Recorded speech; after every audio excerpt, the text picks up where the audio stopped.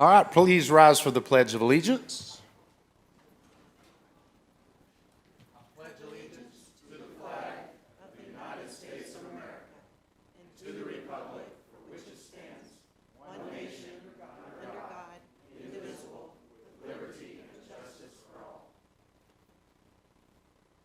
Alderman Lucas, you going to lead? Oh, there he goes. God help us. Father God, we thank you again for this opportunity to come together and to do the business of the city. Lord, we pray for wisdom and guidance in all that we do. We pray, Lord God, that you would help us to be in one spirit tonight, the spirit of love, in all that we do and say and think.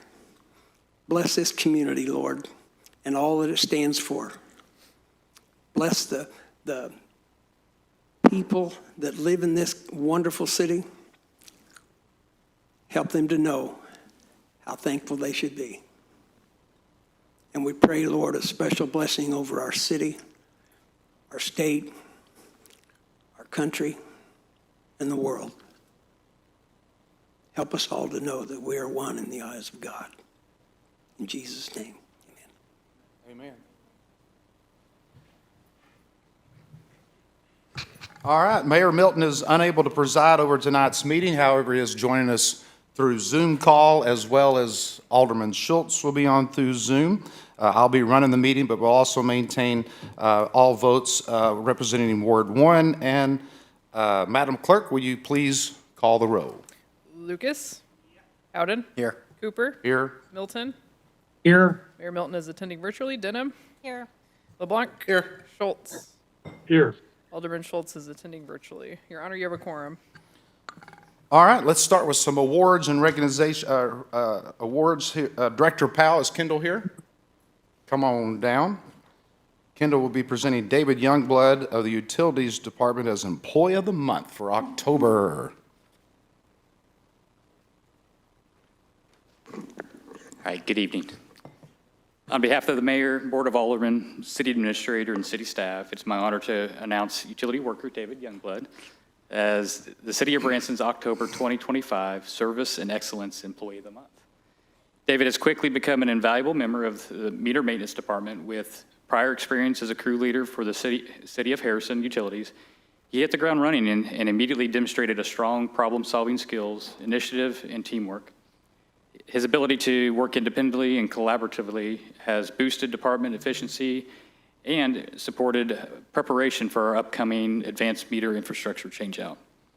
David's positive attitude and more we, less me mindset embodied the City of Branson's core values. His dedication, experience, and willingness to jump in and help wherever needed makes him a true asset to both his department and the city as a whole.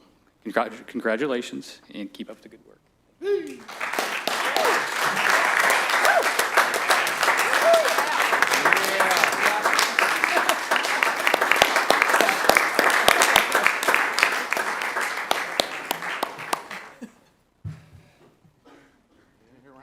you in here, Ron?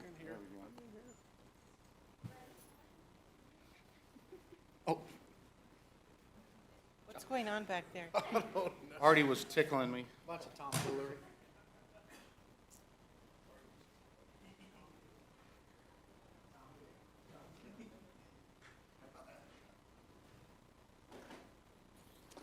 All right. The mayor has proclaimed this Domestic Violence Awareness Month, and here to receive or accept the proclamation is Leah Denham, Alderman Denham's beautiful daughter. Come on down here, Leah. Get my readers on. This is really small print, Hillary. All right. Here we go. Whereas domestic violence is a serious crime that affects people of all races, ages, gender, and income levels, and is widespread, impacting over 4 million Americans annually, with 1 in 3 Americans having witnessed an incident of domestic violence, and whereas children growing up in violent homes are believed to experience abuse and neglect at a rate higher than the national average, and domestic violence costs the nation billions of dollars annually in medical expenses, police and court costs, shelters, foster care, sick leave, non-productivity, and whereas stopping domestic violence requires a coordinated community effort involving citizens, law enforcement, medical professionals, educators, and advocacy organizations working together to prevent abuse and protect victims. And whereas Domestic Violence Awareness Month provides an excellent opportunity for citizens to learn more about preventing domestic violence and to show support for the numerous organizations and individuals who provide critical advocacy services and assistance to victims. Now, therefore, I, Clay Cooper, Alderman Ward 1, for Larry Milton, Mayor of the City of Branson, urge our citizens to work together to eliminate domestic violence in our community and do hereby proclaim this month of October 2025 as Domestic Violence Awareness Month. Yeah. You want to go down there? Can we take a picture?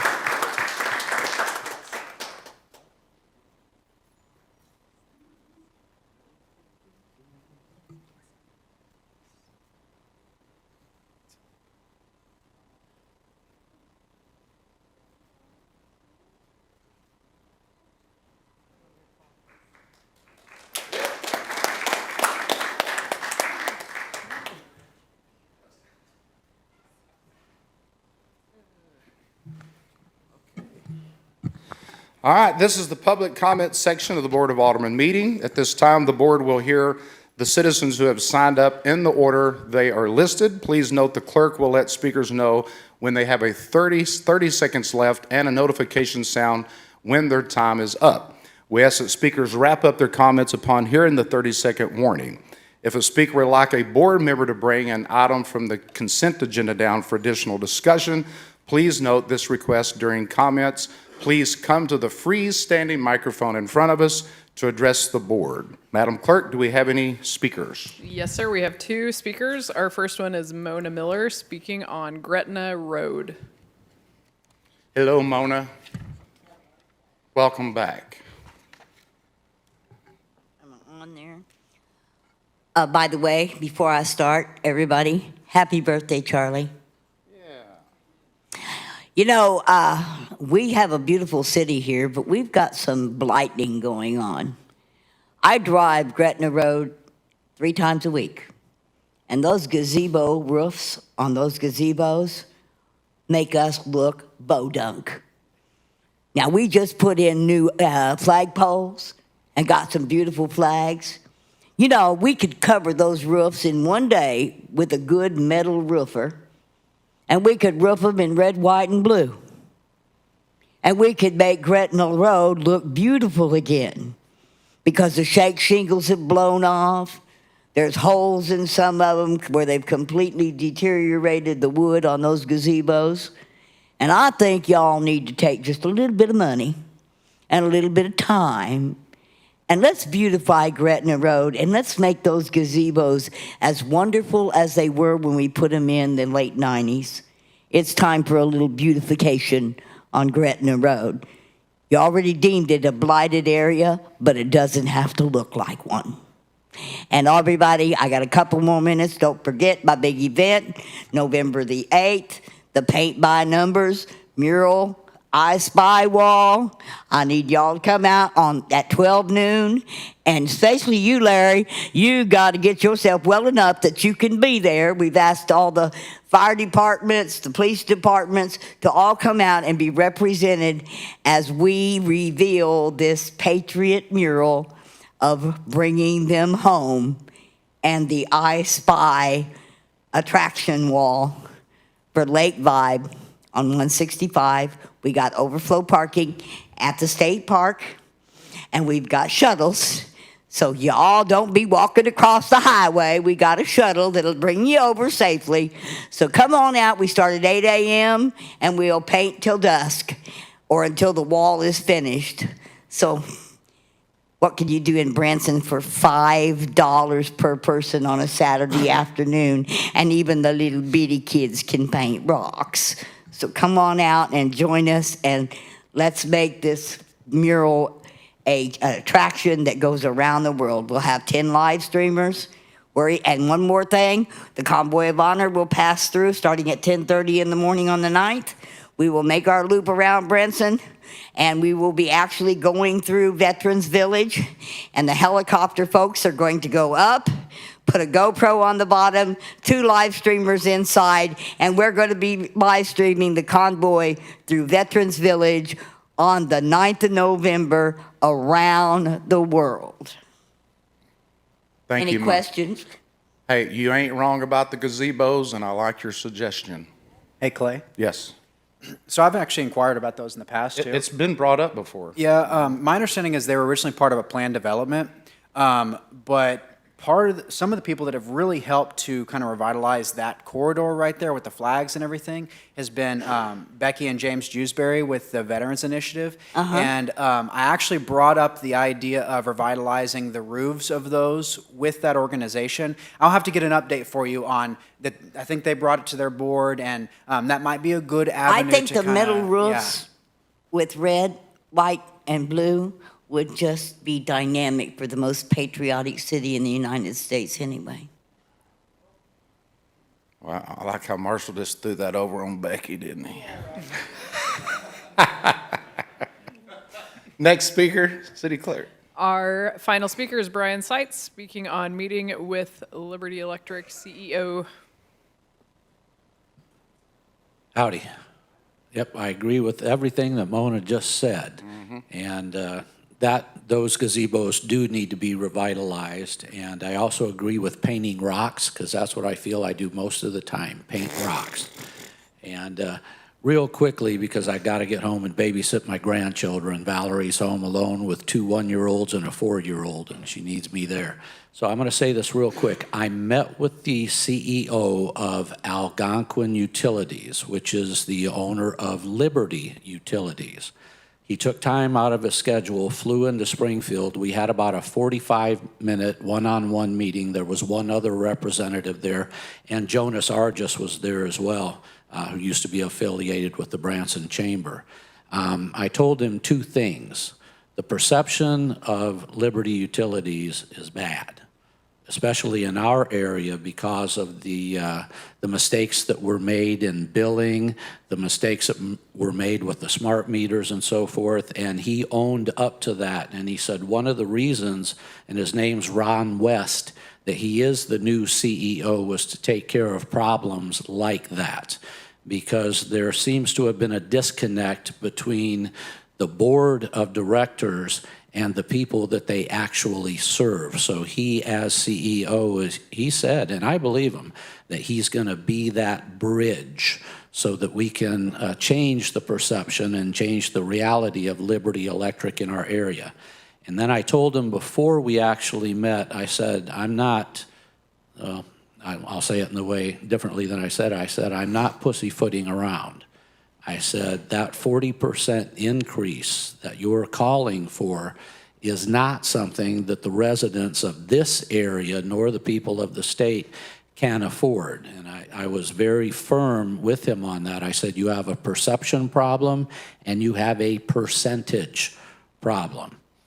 He understood that, and in the course, he didn't say it wasn't going to happen, but I brought up to him a possible, and this is still way too high, but I know we have infrastructure needs. I know some of the things are older now that need to be replaced. New lines need to be put out.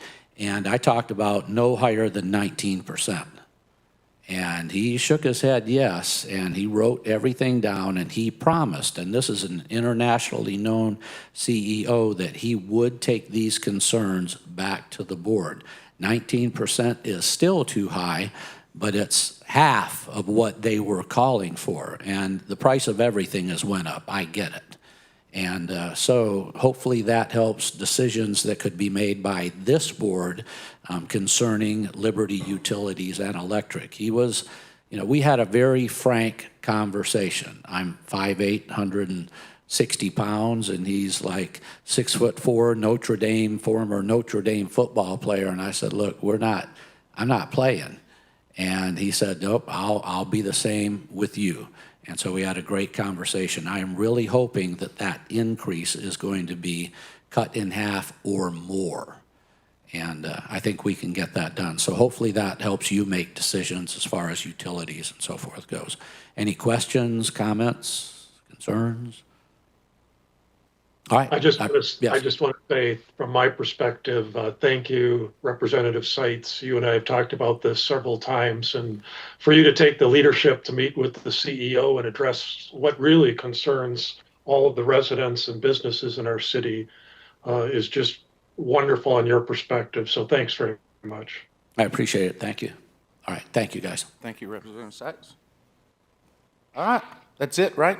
All right. sir. Next is the consent agenda. Are there any items that any member of the board or staff would like to have moved down from the consent agenda to ask additional questions or comments? Nada? Madam Clerk, would you please read the items on the consent agenda? Your Honor, the items on the consent agenda are as follows. Approval of the Board of Aldermen minutes for the September 23rd, 2025 special meeting, September 23rd, 2025 regular meeting, and October 6th, 2025 joint meeting. Acknowledge receipt of the Board of Appeals minutes for the September 17th, 2025 meeting. Acknowledge receipt of monthly contract report from September 2nd, 2025 to October 5th, 2025. Final reading of bill number 6603, an ordinance amending the Branson Municipal Code establishing exceptions to the automatic sprinkler system and alarm system requirements in section 18-27 pertaining to the International Building Code, and final reading of bill number 6607, an ordinance amending section 2-389 of the Branson Municipal Code pertaining to the written sunshine law policy for the city of Branson. Your Honor, that concludes the reading of the consent agenda. All right, do I have a motion approving all items on the consent agenda? So moved.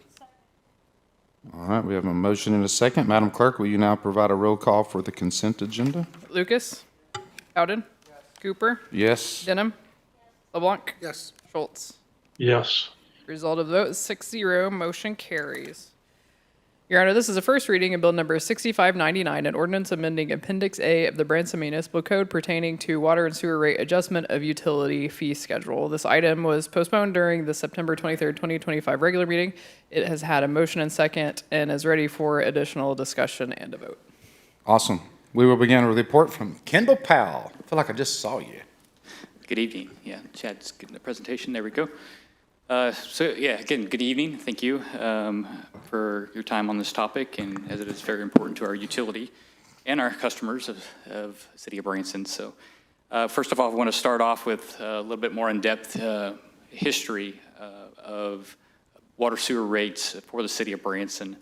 So we dug back, Madam Clerk and myself, we went through old archives and to understand the history of water and sewer rate increases and produce a slide before you right now. So 1991, the city established an outside city water and sewer rate increase of 150% for outside city customers. This was largely due to those customers not having to pay property tax to the city or sales tax in the event that they have a business.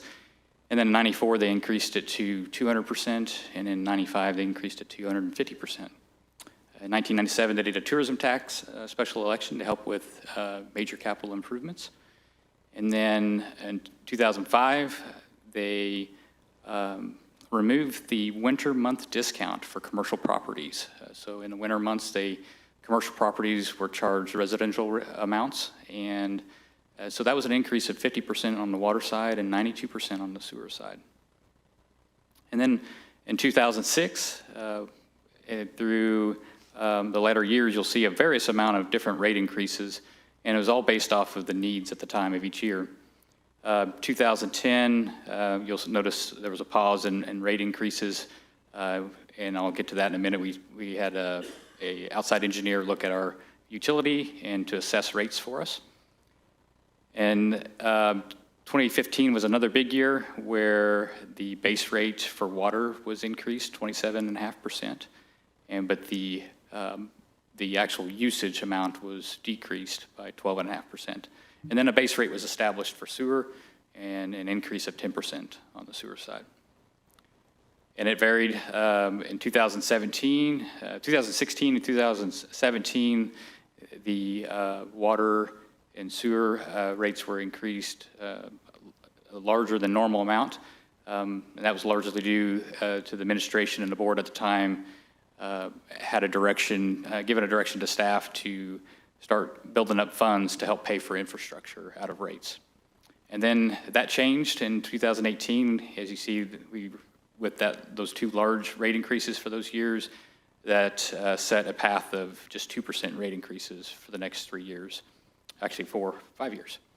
And then again, tourism tax was passed again in 2020. And then in 2023, 2024, 2025, you'll see rates start to pick up again, and largely due to the pandemic and cost increases due to that. So in 2010, we hired HDR Engineering to conduct a water and sewer rate study, which was finalized and presented to the mayor and board of aldermen and city administrator in September of that year. And the findings of that study recommended a water meter changeout program to capture lost revenue. We had several water meters that were not reading correctly, and then recommended an immediate 5% water and sewer rate increase until new water meter data could be analyzed. And then to gradually increase the funding of capital replacements with rates revenue. So this was a new concept for the city, and that was largely due to the available funds through the tourism tax as well. So, and then again, the tourism tax would fund major capital improvement or infrastructure projects. And then 2015, HDR came back on board again, and we had them analyze where we're at today, at that day, where our current rate model stood, and they produced a model that we use today, and that was to analyze operations and maintenance cost, as well as capital replacement cost by each year, and it's a 20-year model that was developed. And then 2025, early this year, we had HDR check our model again to make sure we're still in compliance with the initial goals and purpose that was established. And then this is a slide on capital budget funding.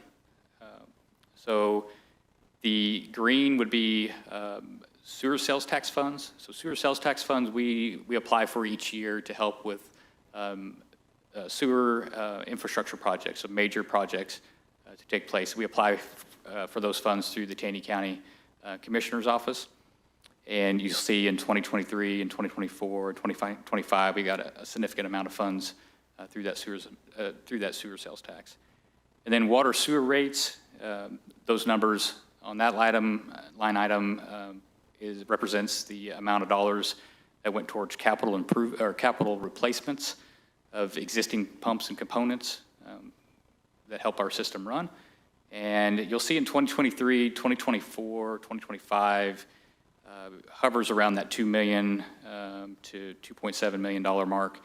And then we have a large jump in 26 and 27 to 4.6 million and 3.8 million. And that's largely due to the request each year from the Board of Aldermen to keep our rates at a reduced cost, as far as a reduced increase. And so in order to do that, we have to move capital replacements further down the line, further in years to come.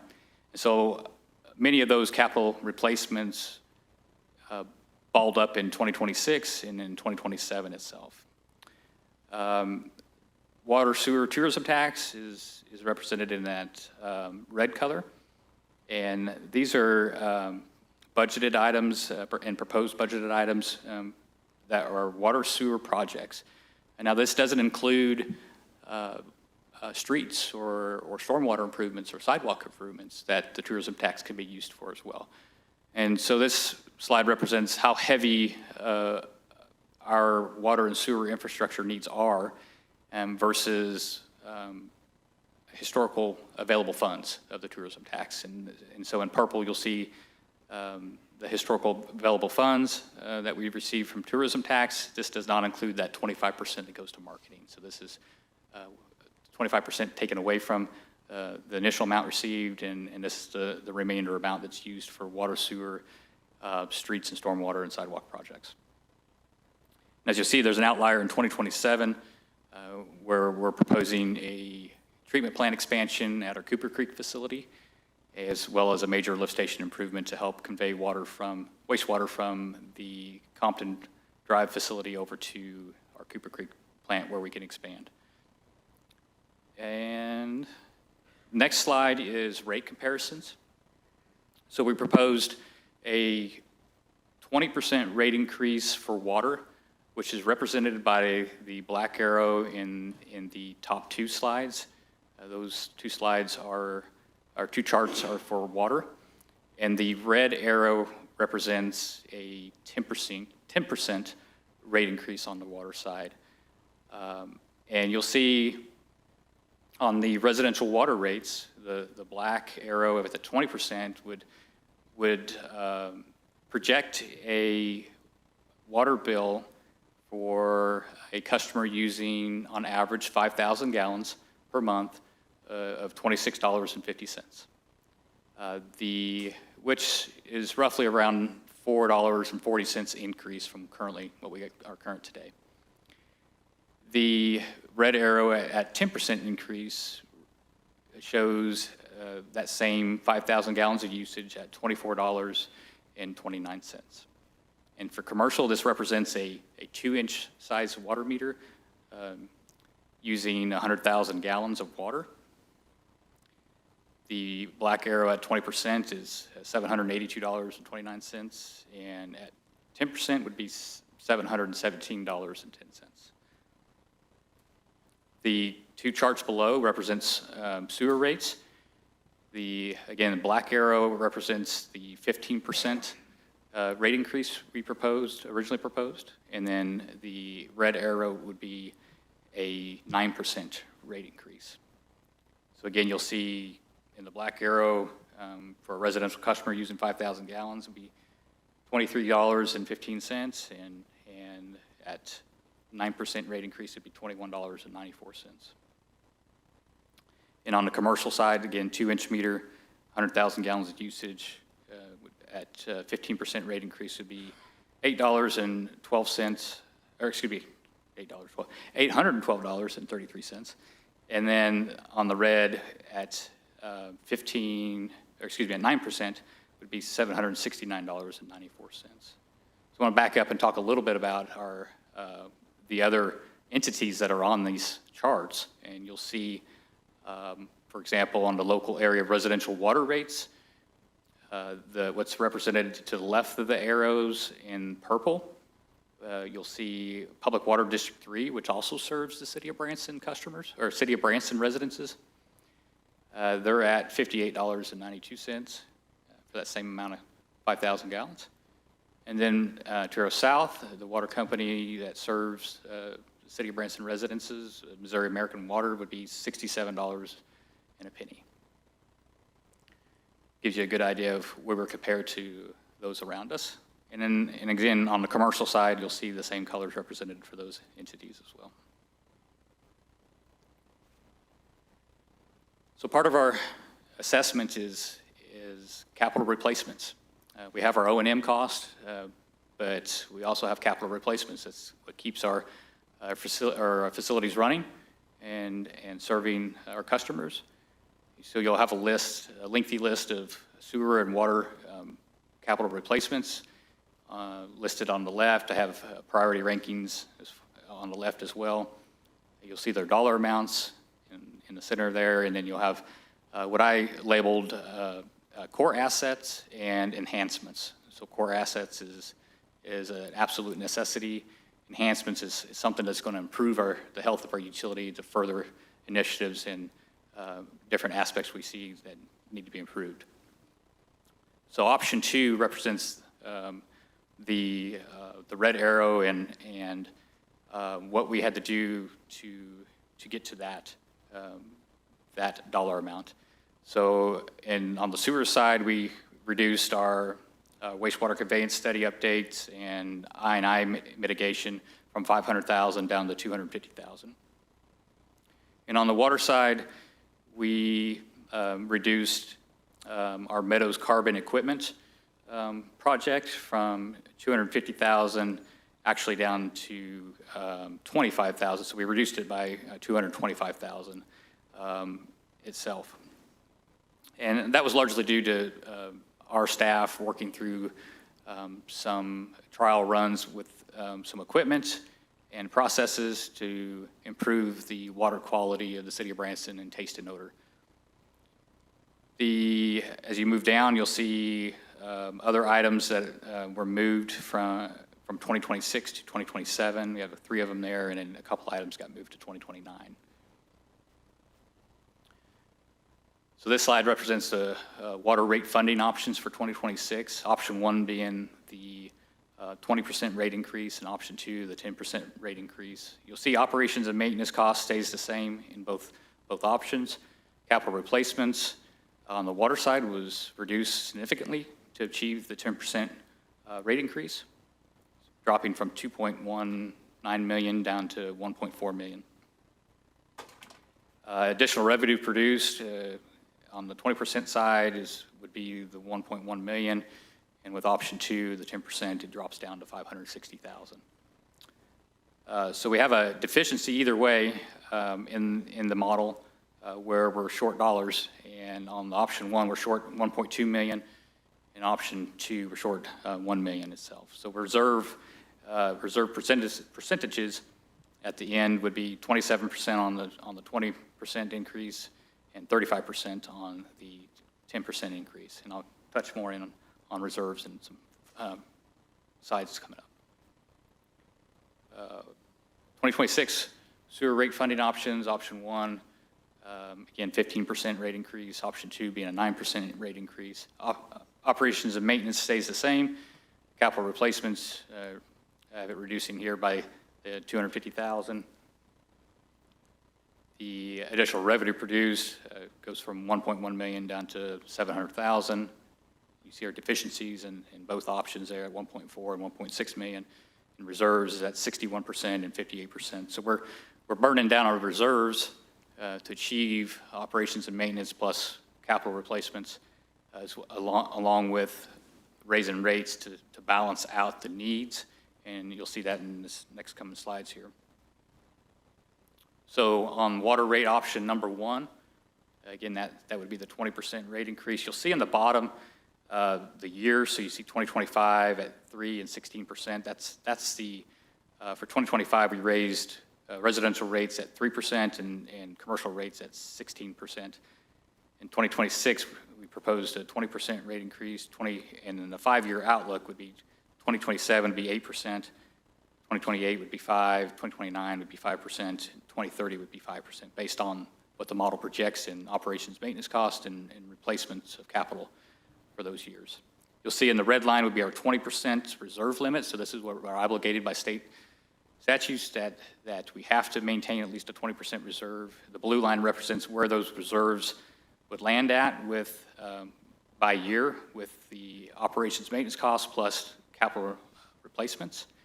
And then the green line would be the 30% reserve limit, which we try to target close to as much as possible with our reserves balance. But you'll see that reserve balance fluctuate from year to year based off of the model. And the model, what it does is it anticipates capital improvements or capital replacements and O&M costs for years coming forward.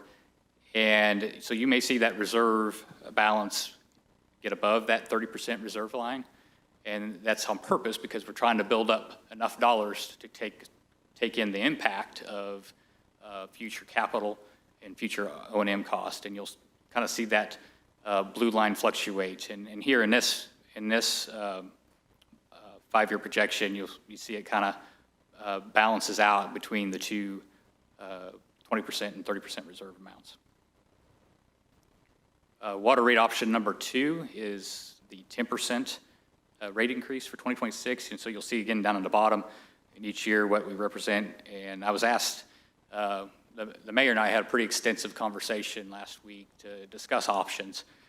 And the goal was to try to get a consistent rate increase for both water and sewer, and to an amount that it would be the same every year, but still accomplish our goals.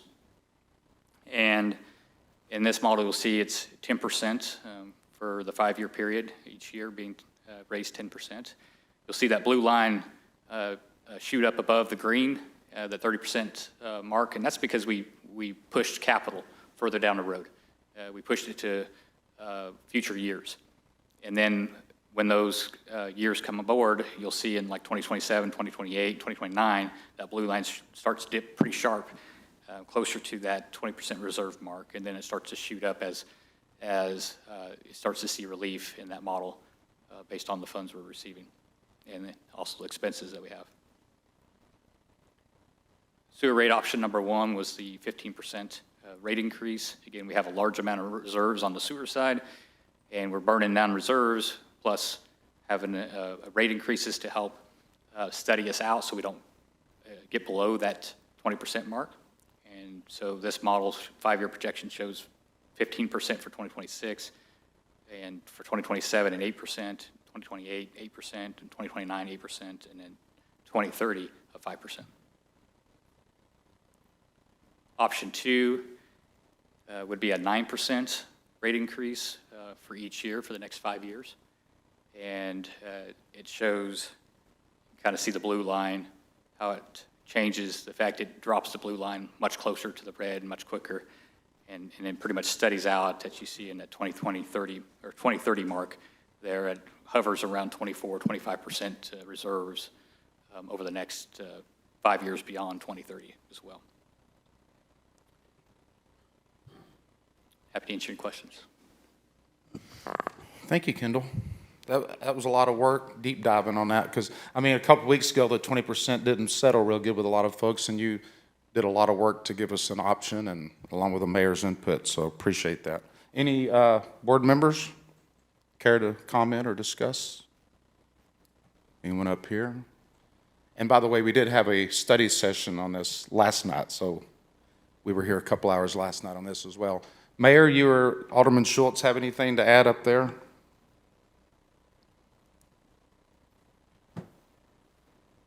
Just from my perspective, I too want to thank Kendall. I think he did a great job of reading the concerns of the aldermen and digging into a rather complicated project list and trying to balance a rate model that's sustainable. So I thank Kendall and the mayor for all that work. And I think it's something that while 10% and 9% is still, you know, a significant rate increase for some people and some businesses, I think it's much more palatable than where we were a few weeks ago. So thank you very much. Thank you. I'll jump in, Clay. Yes, sir. I really want to take my hat off to Kendall. After spending time with him and listening to all of Kendall's concerns, I trust everybody appreciates the amount of work that Kendall has put into this. He has countless Excel spreadsheets, countless data points, as we just had a small taste of.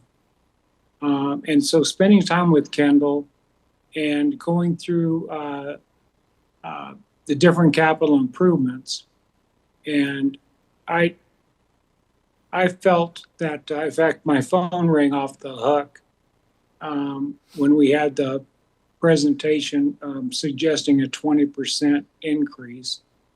And so I think settling at a 9% water increase and a 10% sewer, even though those are high percentages, the dollar amounts, Clay, if you have mentioned, are $4 difference for residential units. And we did listen to the concerns from the businesses. So we kept the residential and commercial increases the same, so they're both carrying the load. And so the option 2 is what Kendall and I came up with that we think is a fair, middle of the road approach that both our residents and businesses will understand why we need it. And I think from the city administration side, would be acceptable. So I know after all the work that's put into this, I think what's being proposed by Kendall is he's suggesting us to go with option number 2. All right, thank you. Anyone in the audience? Oh, sorry, go ahead, Ruth. I would like to thank you, Kendall, and thank you, Mayor, and everyone that's put so much work into this. I just want to say, I live in Ward 3, and I'm on American Water. And when we've had 8 line breaks since August. And I talked to the regional manager, and I mean, he's just like, the infrastructure needs help, and it's not just for them, it's for all of us.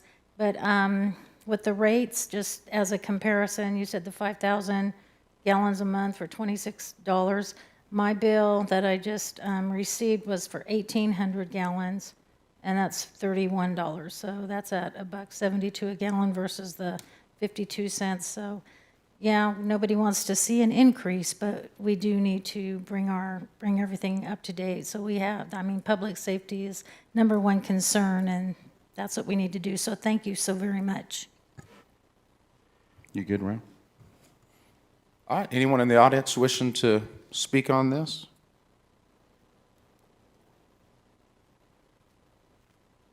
Good evening, team. Thank you for hearing some of the varying perspectives that were out there. There's a lot of work that went into that. I'm addressing the board, but Kendall, again, thank you for all the hard work. There is one question, and if you guys could speak to it. On the HDR study, previous years in 24 and 25, we looked at a rate model split. We carried the load based on the staff report saying 75% of the load was commercial. With that, and also acknowledging the point that only a third of the residents are on city water, is that third that's, not paying the same rate as the third party really carrying the needle for it to be leveled out, being that the board asked for a split and knowing that the capital projects have been pretty much the same minus some other projects that we've onboarded with development in the city. What brought us back to needing to put it on level? Was it just the HDR study, or was there other factors? Because this wasn't discussed to this extent 2 years ago, and it doesn't mean it has to remain that way. I know it was mentioned during the study that, every year it's subject to change, but is it just because the HDR study said we had, or recommended that we should do it? Or is it truly that 1/3 of the residents that are paying a lower rate are going to help move the needle for 75% of the volume that goes by commercial? Would that be I think you might be qualified to answer that, Kendall. So I did look at that, and what we noticed is it starts moving that commercial amount. I'm going to back some slides up here if it'll let me. What it does is it starts moving the commercial amounts. So right now we're kind of hovering in the middle of our surrounding areas, and what it does help slow the rate of our commercial water and sewer rates from being less competitive. It starts pushing those closer to the higher end mark, and so it does have an impact. It does help soften the blow on the commercial side as well, to produce those dollars to help keep them in a more competitive rate itself. The dollar amount, I'd have to go back and look to see what the exact dollar amount, but I don't have that for you currently right now. Okay. Yeah. I appreciate that. It goes back to, and I know there were some comments on it, but it goes back to the principle of, although we'll say it's only a couple bucks, it does matter that things are expensive and we want to be sensitive to that. I know that that's what was done here by proposing a lower rate.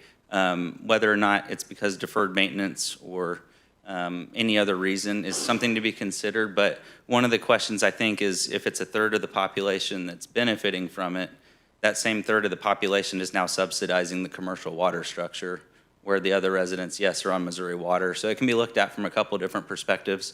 And I think the last thing I'll share is it's very important that the trust and confidence of the voters that vote for the Tourism Trust Fund by 3% critical infrastructure know that there's a good reason. And I would say it's probably not a bad thing to defend, that population is at a lower rate, and that's not something we want to try to normalize.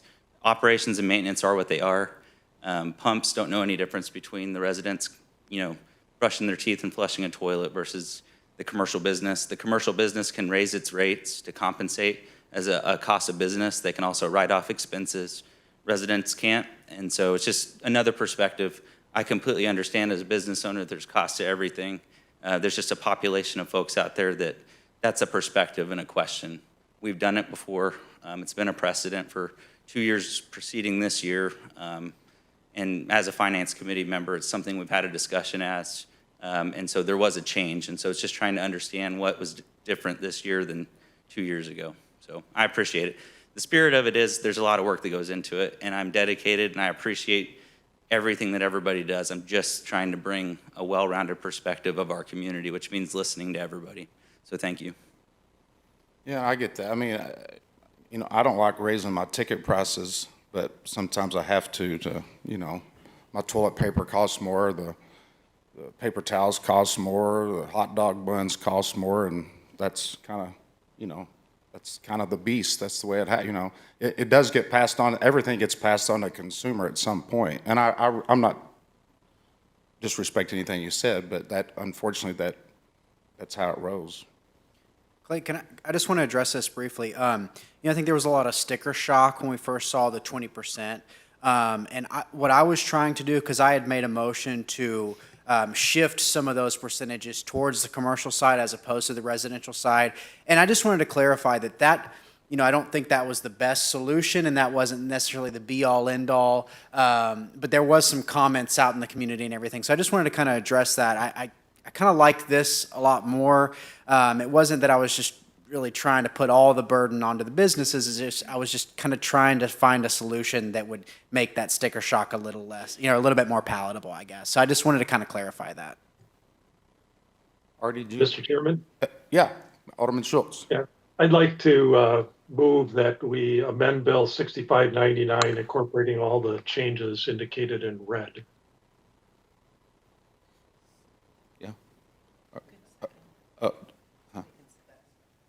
Okay, yeah. You want to take a second? Second. Okay, we have a motion to second. Can we still have a little discussion? Because You can, and that's going to be displayed on the screen right now, those changes indicated in red that Oh, were just okay. motioned, so, Okay. yes. so we have a motion to second. Kathy, you have something to add? Kendall, just for clarity for everybody, because there's lots of numbers and percentages thrown around tonight. So just for clarity, with this amendment, can you say again for everybody what the average impact to the bills will be for sewer, for water, for residential and commercial? Yes.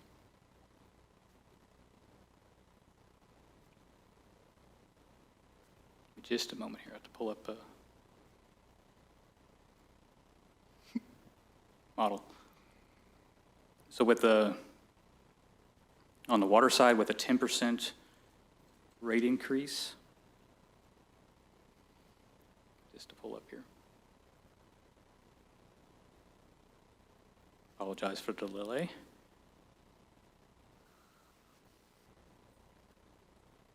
Okay. For a 10% rate increase on the water side for a residential customer utilizing 5,000 gallons of usage, it'd be a $2.21 a month increase itself.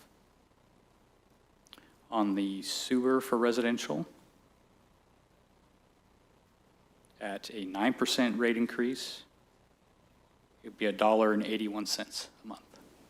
So, and I can touch base on commercial if you'd like, or residential. Okay. On commercial, since I'm already on the sewer slide, for a 9% rate increase, and commercial is a little challenging, right? Because we make it off, these numbers are based off of a specific number of gallons of usage. For example, if you had a 3/4 inch size water meter utilizing 15,000 gallons, you're going to have an $8.72 a month increase. But if you have a 2-inch meter using 100,000 gallons, you're going to have a $63.58 increase. So it depends on how much water you're using as a commercial business. You could have a 2-inch water customer that doesn't use 100,000 gallons. It could be a less of an increase each month. It's just based off of their demand. And then you have on the water side, for a 3/4 inch using 15,000 gallons, you have a $9.10 a month increase. And on a 2-inch meter at 100,000 gallons, it's $65.22 a month. Ralph, would you want to say something? So knowing Kendall over the last several years and the way he presents, you know, his ask initially with that 20% increase wasn't asking for the Taj Mahal. It was literally like asking, what does it take to provide clean water and flushing toilets for the community?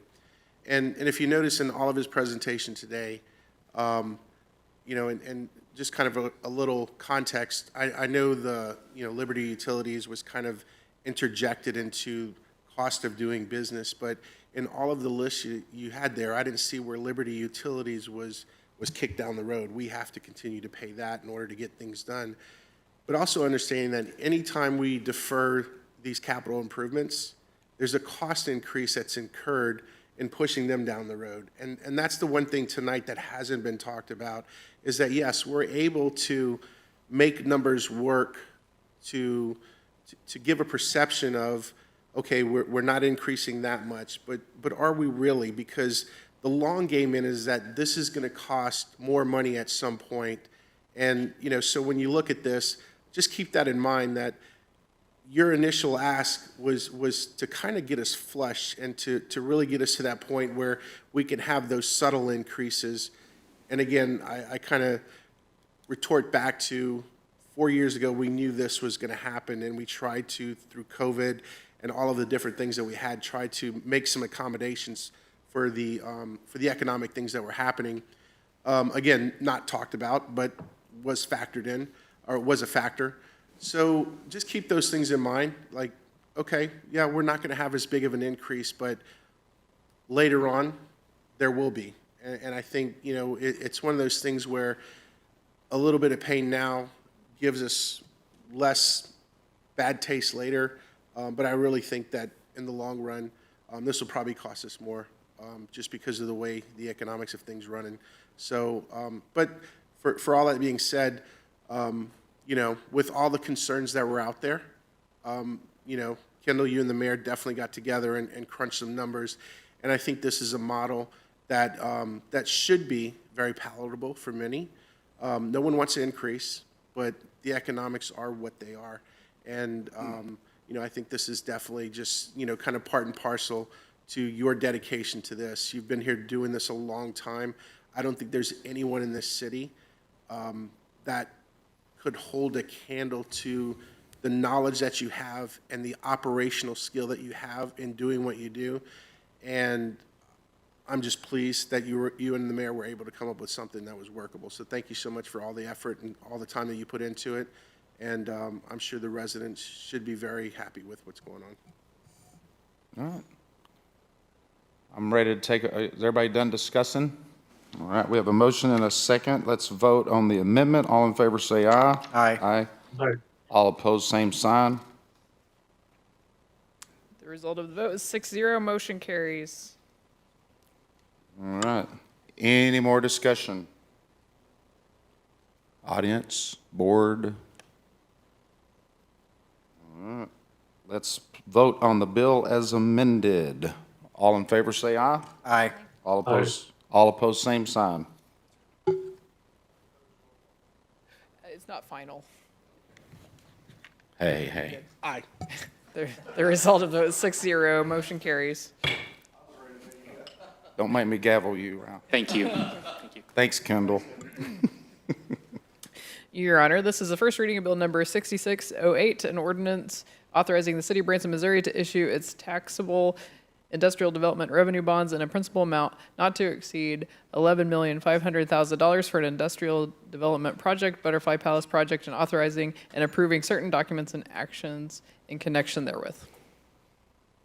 All right. You've heard the first reading of Bill Number 6608. Do I have a motion approving the bill? Motion and a second. We'll begin with a report from Sarah with Granite. What is it? Sarah Granith. Oh, no, you're not with Granith. You are Granith. I am. Sarah Granith with Gilmore and Bell. Go ahead. Good evening, Board of Aldermen. As Mr. Cooper said, my name is Sarah Granath with Gilmore and Bell. We serve as the city's bond counsel. And so we are picking up here, you previously considered a Chapter 100 plan for the Butterfly Palace expansion. This was back in June. It received final approval. This is now the implementation phase of that plan. And so I'll talk really briefly about it, and then I'm happy to answer any questions you may have if you'd like to go in depth on any aspect of the incentive, the bonds, or the overall project. There are also representatives of the developer here tonight to answer any questions. So as I mentioned, the board previously approved a Chapter 100 plan and cost-benefit analysis after holding a public hearing for 25 years of real property tax abatement on the improvements that will be made to the Butterfly Palace facility. And that also includes a sales tax exemption on construction materials for all materials purchased in the construction of this expansion. As I mentioned, this is the implementation phase. So we up before you tonight is the approval of several documents that allow title to pass from the company to the city. That effectuates the abatement by virtue of the city's ownership thereof. And then that abatement incentive is activated. And then there are lease agreements and other various agreements that fully lease the project back to the company. Through those agreements, there are protections for the city, such as requiring the building to maintain full insurance, indemnifying the city for any wrong use of that sales tax exemption and wrong use of the incentive, and requiring that those funds and that investment actually be made into the project in a good quality project. So as I said, very brief there. I'm happy to answer any questions you might have on the bonds that make this all possible, or the documents, or the overall incentive. All right. Thank you, Sarah. Any members of the board? Questions, comments?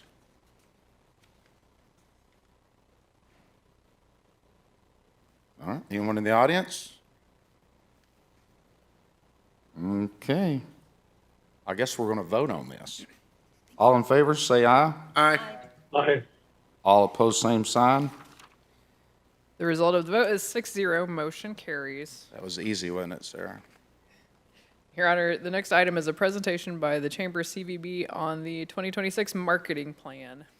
All right. We'll begin with a report from Heather Herman. Good evening. All right, we have a lot to get through, so I'll go ahead and just get started. So you also received all of the information in the packet that has the entire marketing plan and budget that the TCD approved last month. So you have the full picture in front of you.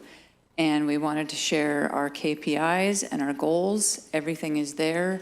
We also drop a reminder on some of the pages of what our core values are so that everyone understands the assignment. We certainly do. And we have increased our KPIs and our goals. The numbers we were challenged to increase those by TCED, but then also our goals to be really aggressive with those. And on the sales side, the sports side, we are taking it very seriously. We're having deliverables, and we want to make sure that we show a strong return on investment. Our target audiences, you'll notice that we've changed our tactic. We're no longer going after what people are interested in. We're not going after the sample sets of activities that take place in Branson, but instead we're going after our campaign audiences. That makes it a lot easier to instead be segmenting our advertising and only focusing on specific things. Because we know that families, millennials, empty nesters, and seniors, just serving them ad content that might only be focused on live music shows or only focused on the outdoors, we're missing audiences. So having it structured this way, we reach them all with all of the things, because we know that families are interested in all of it, not just little pieces of it.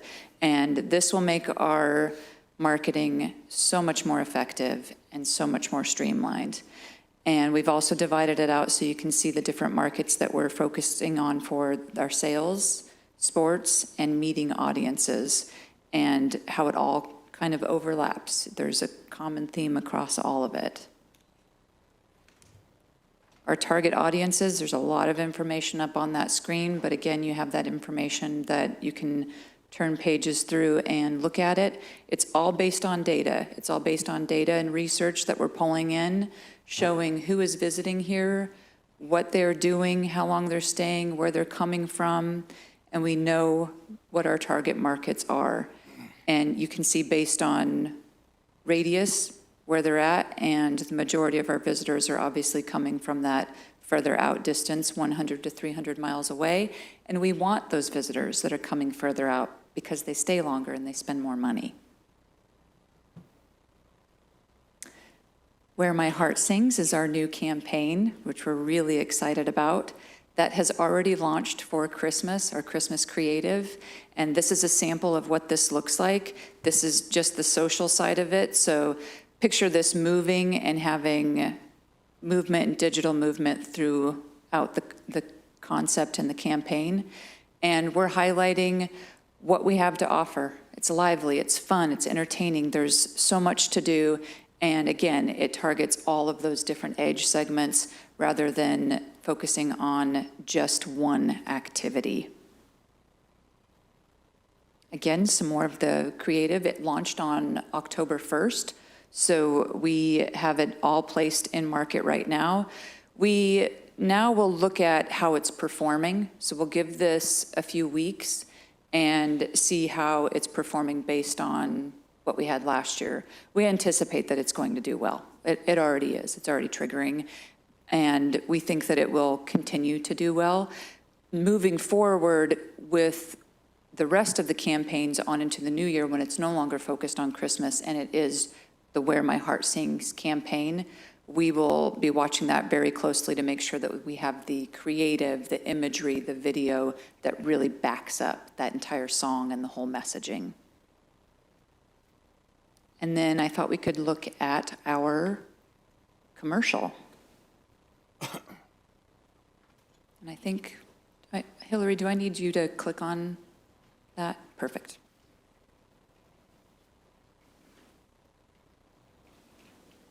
I think.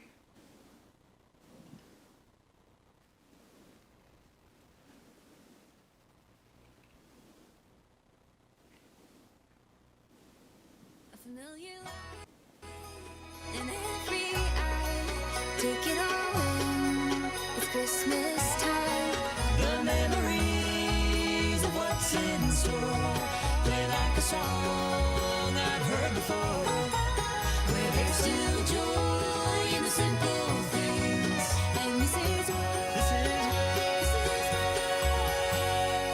where my heart sings.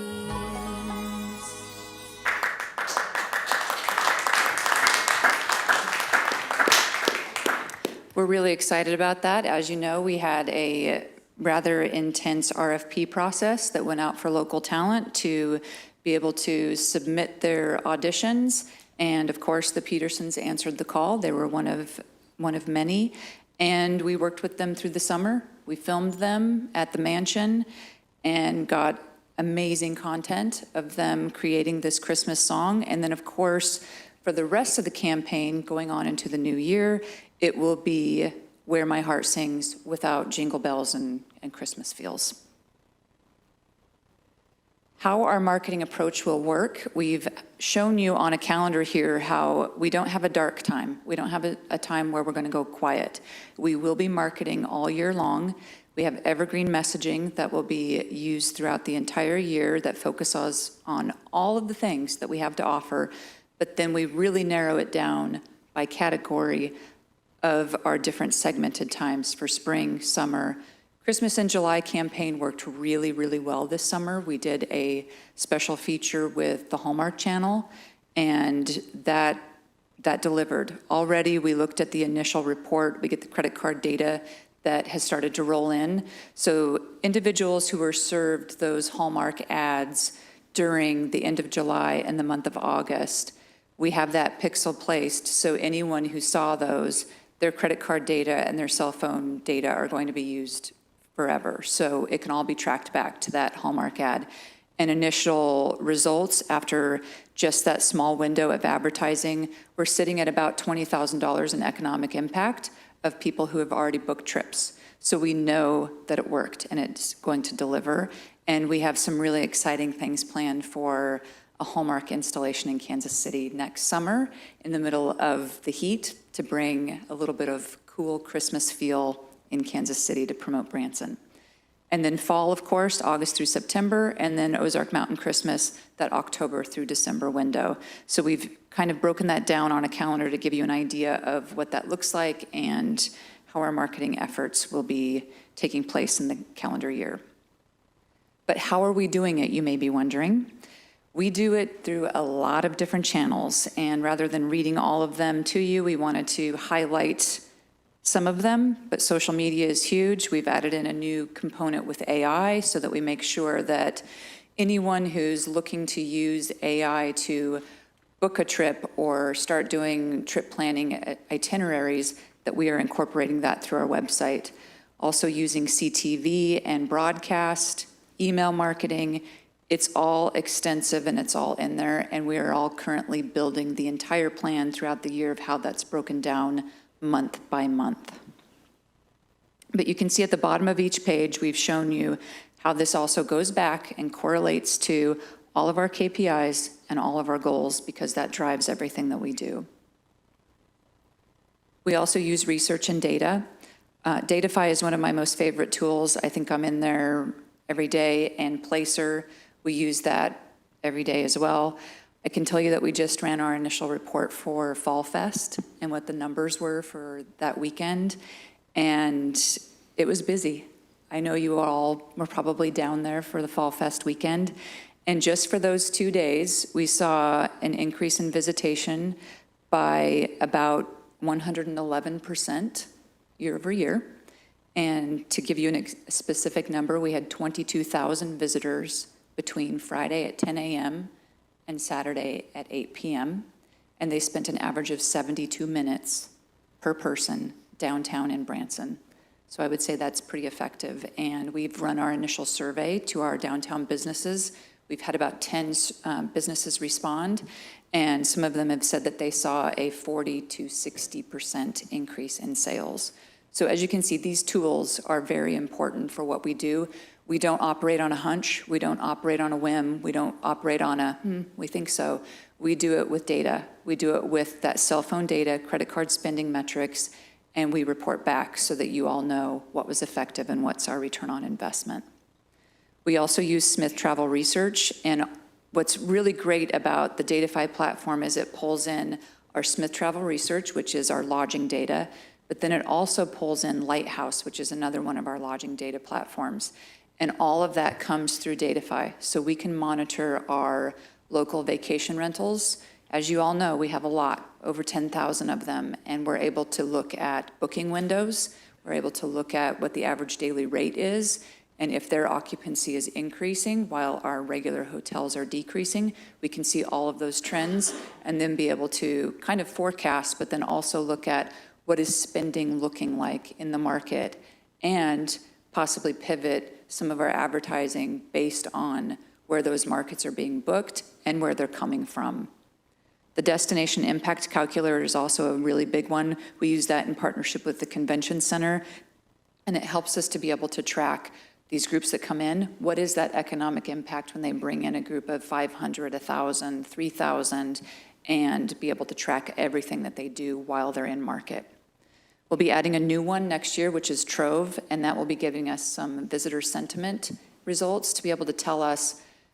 We had an interesting meeting today with Branson Airport, as an example. Kathy, I know you met with them yesterday. One of the questions that we can find out is, are people possibly not coming to Branson based on limited airfare? So that's something that we'll be interested in getting that information.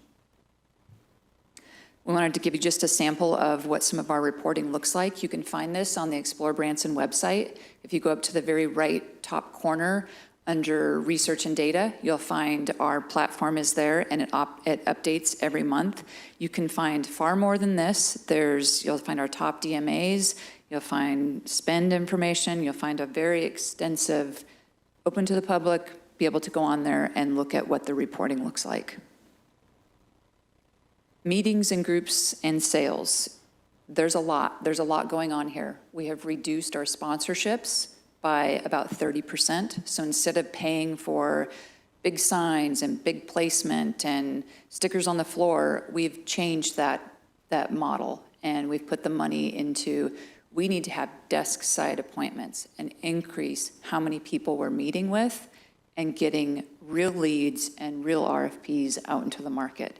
It's aggressive. We have a very aggressive goal for 2026 that our sales team will have 1,000 meetings or sales calls. I will be out there in the market with them, helping them do desk side appointments to make sure that we meet the right people who want to come to Branson for the right reasons and who match our core values. But you can see some of the different targets that will be in.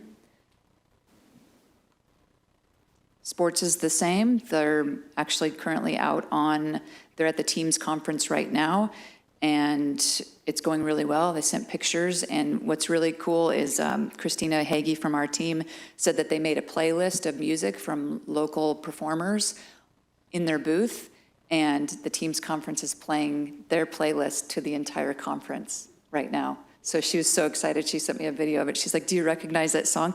That's just the Hey Good singing. All right, now. Thanks, Ralph. Keep it in the building, right? America's 250th, we're giving you a glimpse of what we have to offer there. Right now, we're working on the American Pie Trail. We've decided that it's not just gonna be sweet, it's gonna be savory too, because we have some locations who wanna include their pizza pie. So we're excited about that, and we're hard at work on it. We're pitching it, we're telling people, and it's just going to get bigger and bigger and better.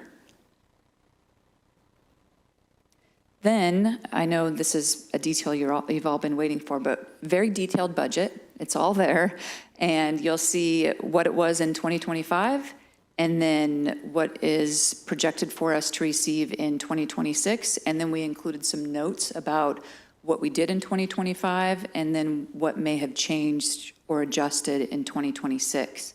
So it's a lot. It's a lot to look at. It's a lot to read.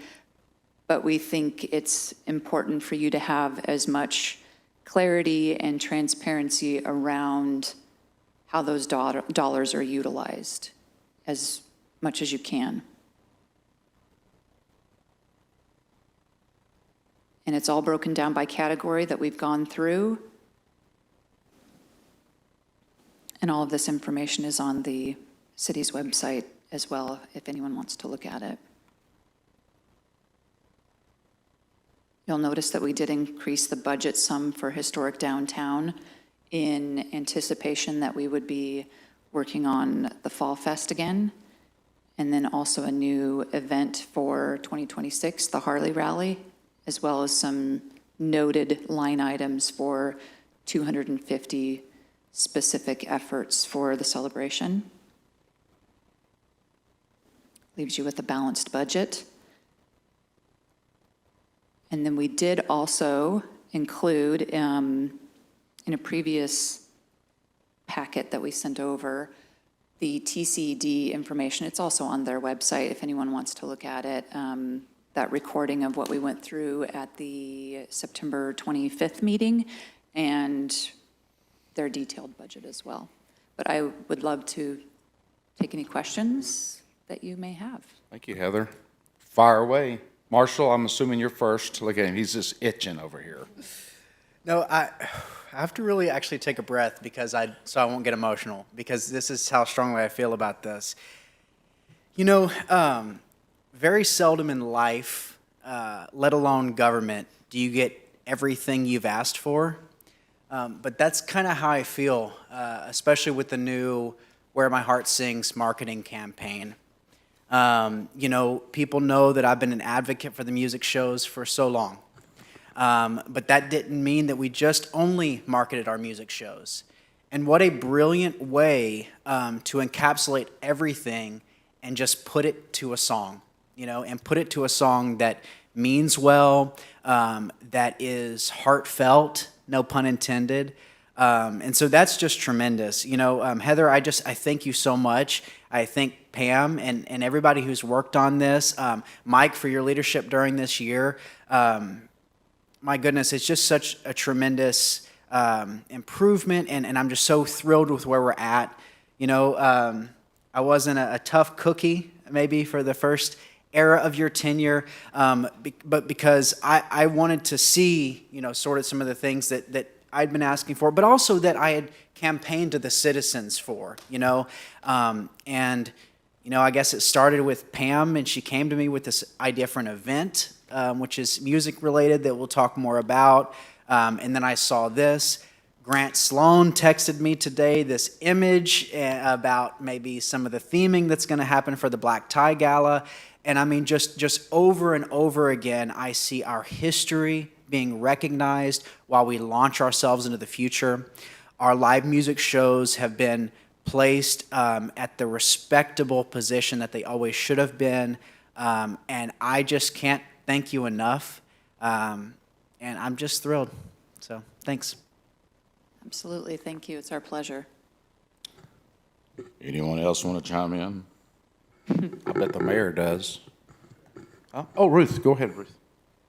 Well, thank you so much for the presentation. I really appreciate the analytical aspect to be able to have measurable information.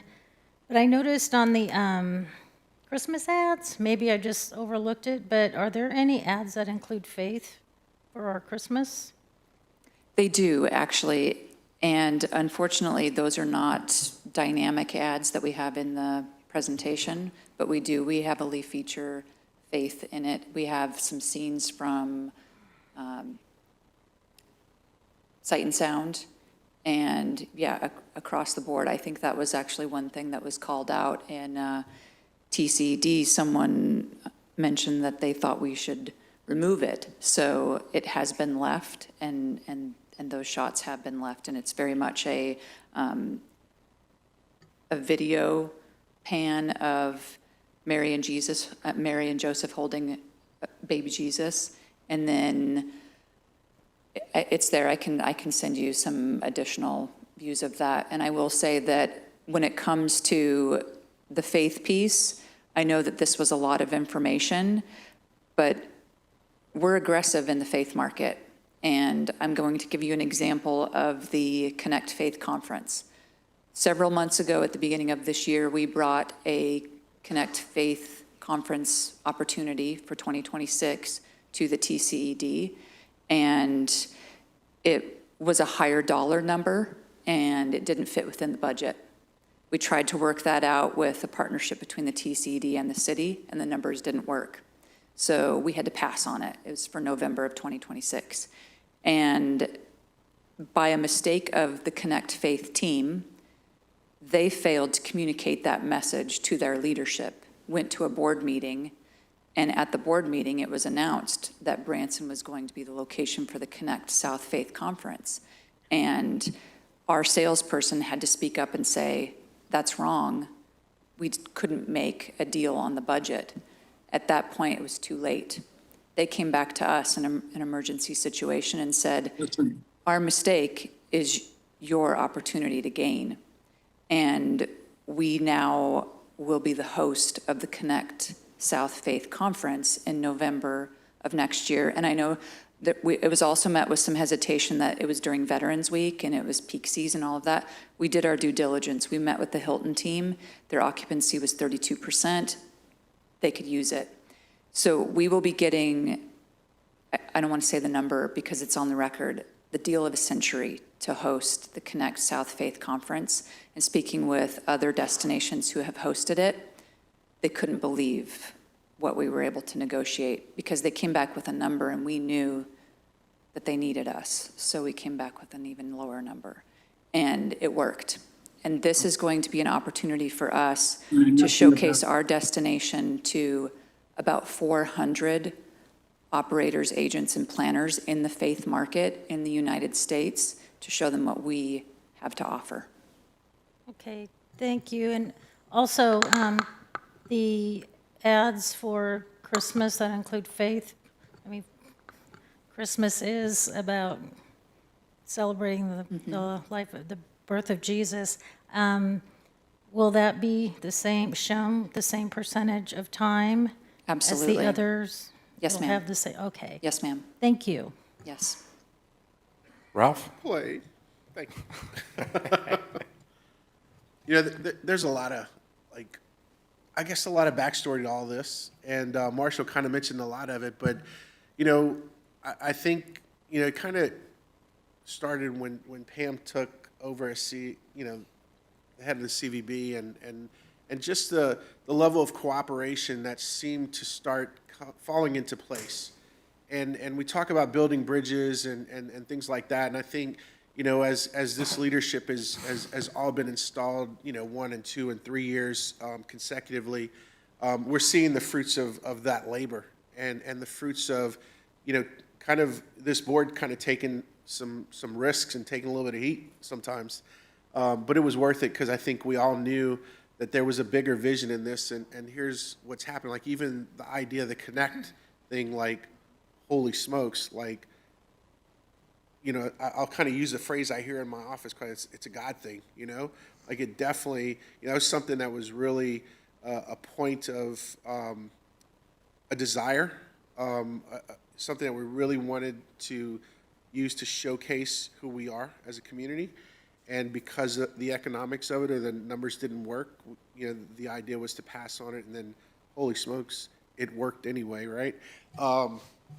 We can't script that kind of stuff, and we couldn't have asked that, but he did provide that. And I think that's an amazing testament to sometimes the level of faith that this board really does have in that realm. And it's, you know, again, it's in that flow. It's everybody rowing the boat in the same direction. And even to the point that this board this year decided that we were no longer just going to allocate the dollars that the community, that Branson collected as just Branson advertising, that we were going to go ahead and release that because of the level of confidence that we had in your organization, the CVB and the Chamber, and look at the impact that it's having, and look at the bridges that are being built between us and Silver Dollar City, and also with, you know, what's happening south of town with Bass Pro and Johnny Morris and things like that. And those are the things that this leadership has envisioned, and you guys are the operators that are on the ground making that happen. And kudos to you guys. And again, it's just, man, I'm almost like having an emotional moment like Marshall did just a minute ago, because who would have thought 4 years ago that we would ever get to this point from where we were? And I just think it's amazing. And it's just, you know, again, it's just this community coming together and realizing that it's bigger than us. It's bigger than one part of the region. It's bigger than one part of the city. It's as a whole that we can change, you know, have an impact on many, many lives. And I think that's what we see being birthed before us, is the ability to touch more and more lives on every level: faith, family, flag, and community. I mean, that's what we do. That's what we represent. And you guys are delivering that message for us. So thank you so much. Thank you so much. Mm-hmm. Thank you.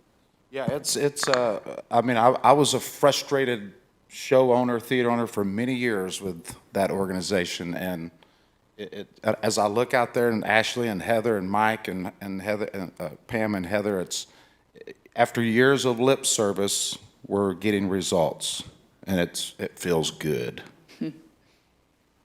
Artie, Mayor? Clay, Yes, sir, Mayor. yeah, I just wanted to pipe in here. Ralph, thank you so much for sharing what you just shared. Well, I believe everything that you just said. I do believe this is a God thing. I do believe that Branson is at the cusp of some really great ventures in front of us. And like you said, having the leadership of Pam and Heather and Mike and what they're doing, just listening to this presentation, And like you said, 4 years ago, this was a pipe dream of this board. When I say pipe dream, what we just heard tonight is exactly what this board was asking for. And we did go through some tough times. This board had to take a position of demanding that this is what our community needs and deserves. So I can't speak highly enough about Pam and Heather. I did not know that Heather, that you wrangled in that Connect deal. That's mind-boggling, but that'll do for our community in 26 and beyond. So I'll wrap up just by saying, keep doing what you're doing. You have my full support. You have our board. You have the majority of our board support, and great things are ahead of us. So thank you. Thank you, Mayor. Alderman Schultz, you have anything? Yeah, just a couple of quick comments. A lot of great comments have been made already, and I echo those. I think it's just been a super refreshing change. I mean, it's just amazing how things have changed in just a few years' time. And I know the TCED board feels the same way. The tremendous progress has been made from their perspective. So thank you for all that. But I want to comment on two things specifically. One, I really want to thank you, Heather, for your leadership of the Autumn Festival downtown. What you brought, not only an expertise, but just outright excitement to those merchants was fantastic. They got super energized. You saw, we started with a very small committee of merchants trying to kind of get it off the ground. And by the end, they had full outright participation of all downtown merchants. And I really think that's unprecedented for a downtown event, and certainly in recent years.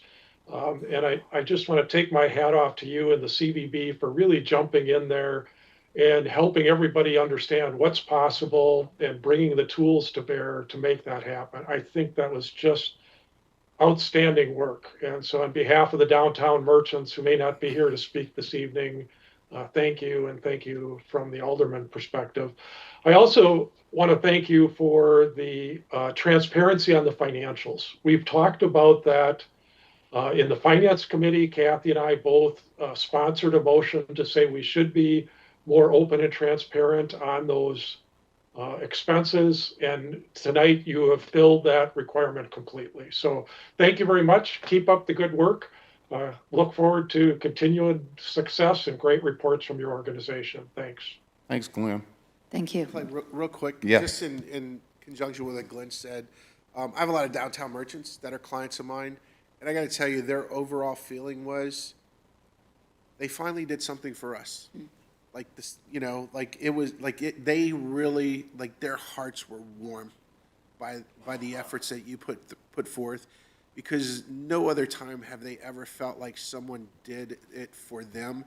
And they really, I mean, I'm talking like a dozen plus not vendors, but business owners downtown have personally told me, I felt like it was done for me. Each of them individually felt like you on purpose did it for them. So if those 12 did, I'm sure, as Glenn probably knows, more probably feel the same way. So I just want you to know that that's feedback that I'm getting personally. So, and that's powerful good.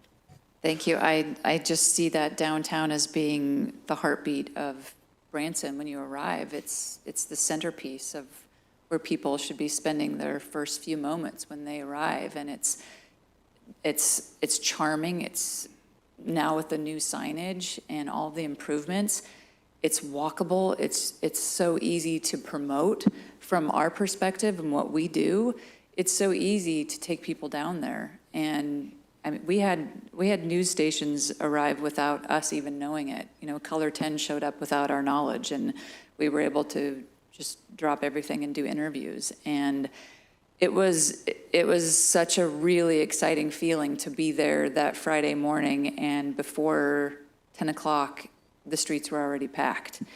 And, from our perspective, it was like, okay, it worked. People came, because you always worry that, people aren't going to show up. But it was excellent, and I did a recap meeting with a few of the kind of that core group, and they all said the same thing. We're going to do a follow-up meeting next Friday at the Centennial Museum at 9 a.m., and we're inviting everyone to come and be really open about what's your feedback, what are your comments, how can we make this better? Because my team knows at the CVB, anything that we do, we have a follow-up. There's the 5 highs, the 5 areas of improvement, and then would you do this again?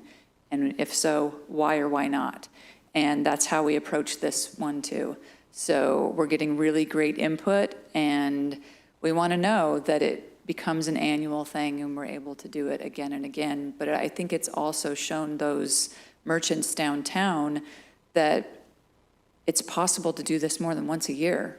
There are other seasons in the year. There are other things to do, and working together is not as hard, and it's certainly easier to work together than to just be divided and not do anything. And I do also want to say that it has been a year since I was here presenting last year's plan, and I think that a lot has changed. I think not only do we have a lot of clarity, we have a lot of really clear focus on what we're doing. We have data to help us make our decisions, but we also, something that hasn't changed is we understand what the core values are, and those don't need to change. Faith, family, flag, and we have to throw in fun because everyone needs to have fun. Those are the things that don't need to change. And as long as we stick to that and we continue to operate and deliver based on staying true to who we are as a destination, we will be successful. And I firmly believe it, and I look at what is to come. Our visitation numbers, you know, we're really conservative on what we say visitation is looking like, and right now we're sitting at 4.77% increase for visitation year over year. And we won't, you know, our KPIs say we'll increase it by 5%. We feel very strongly in what we do, and as long as we do this backed up with data, and we stick to our core values, and we engage our community and our partners, it'll be successful. Thank you. Yeah. Yeah. One more really quick thing, kind of an action item. You know, a few years down the road, 5 years down the road or whatever, there will probably be a new marketing campaign kind of thing. But you know, my interest is seeing Where My Heart Sings become a moniker that Branson, that can live on in this community. So whatever we can do, we talked about maybe a mural, you know, whatever we can do to sort of instantiate that saying into this community, whether it's on some kind of a monument sign or whatever, I'd be really interested in looking into that because I think that's something that has legs and is lasting and can help spread that message for decades to come. So, Great idea. Does anyone else have praise for Heather and the gang? She has not had enough. There we go. Great job, Heather. Thank you all. Madam Clerk? Yes, Your Honor, this is a first reading of Bill Number 6609, an ordinance approving the development agreements between the City of Branson Flourish Community Development Corporation, Cedar Ridge 2 LLC, Fall Creek 3 LLC, and Spring Creek Branson LLC, and authorizing the mayor to execute the documents related thereto. All right, you've heard the first reading of Bill Number 6609. Do I have a motion approving this bill? Motion and a second, and begin a report from Riley Shantz. Is that right? Shantz? There you go, Shantz. You are definitely getting the B team. You're going to get the report from Debbie Shantz Hart. So he's going to let me stand in. So you all may remember, good evening. It's nice to see you all again. As you know, we are affordable housing developers, and this will be our fourth, fifth, and sixth projects in Branson. These look a little different than what we normally do because, as you know, we just are completing Cedar Ridge, which is apartments just off of 248, and that's financed with the low-income housing tax credits. And you also recall, we were here just a couple of weeks ago talking about Cedar Ridge East to do apartments there. But this is a different program. We were here in front of you about a year ago, actually a little over a year ago. And we were asking that the city of Branson partner with us to submit an application to DED for CDBG DR funds so that we could use those for the construction of 12 plexes. We actually proposed 6, and we were fortunate enough to get 3 awarded by DED, and those are the ones that are listed on the screen: Cedar Ridge 2, Spring Creek Apartments, and Fall Creek 3. The neat thing about the CDBG DR program is that half of the units will be rent-restricted units, 2 and 3 bedrooms, that will serve families at 80% of the area median income, which is slightly higher than the tax credit properties. And the balance will be market rate, but our market rate will still not be market rate. So there'll still be a discount over what's available in the marketplace. I don't need to tell you, you all know better than I do. Workforce housing is a huge issue for your community, so we believe this will help alleviate that. When we did this application before, the city signed the application. It had to be signed to submit to DED. So the reason it's coming back to you now is because we have restructured the ownership of the developer slightly to make it a more tax-efficient use of the grant proceeds, and that's why it's coming back tonight. We're not changing the scope of the project at all. It's still, we have requested $2.5 million of CDBG DR funds, which we are going to receive for each of these projects. At the end of the day, it will be 36 new units of affordable housing in your community. You've got an elevation. All of these projects will be identical. They're 12, each one of them are 12-unit projects. I also think it's kind of nice because they will be scattered, so they're not going to be congregated. So you've got 3 separate locations. Cedar Ridge is adjacent to Cedar Ridge Apartments, which we're just completing. Fall Creek is over on the Fall Creek off of Gulfview Drive by Fall Creek Townhomes. And then there's Spring Creek Apartments, which is another location which is just undeveloped area, no multifamily around it. I don't know that there's really much else to say. I mean, you all talked about this. We went through this process before. It take a while to get back here. And so the other thing I would ask, and I don't know if it's okay for me to ask this, but I'm going to. You can tell me no. Because we are on a time constraint in terms of how quickly we have to get these projects built, and because of the time delay in coming back, I'm asking if you all would consider doing this as a first and second reading tonight so that we can go ahead, because we can't sign any contracts or do anything until we have this formal approval.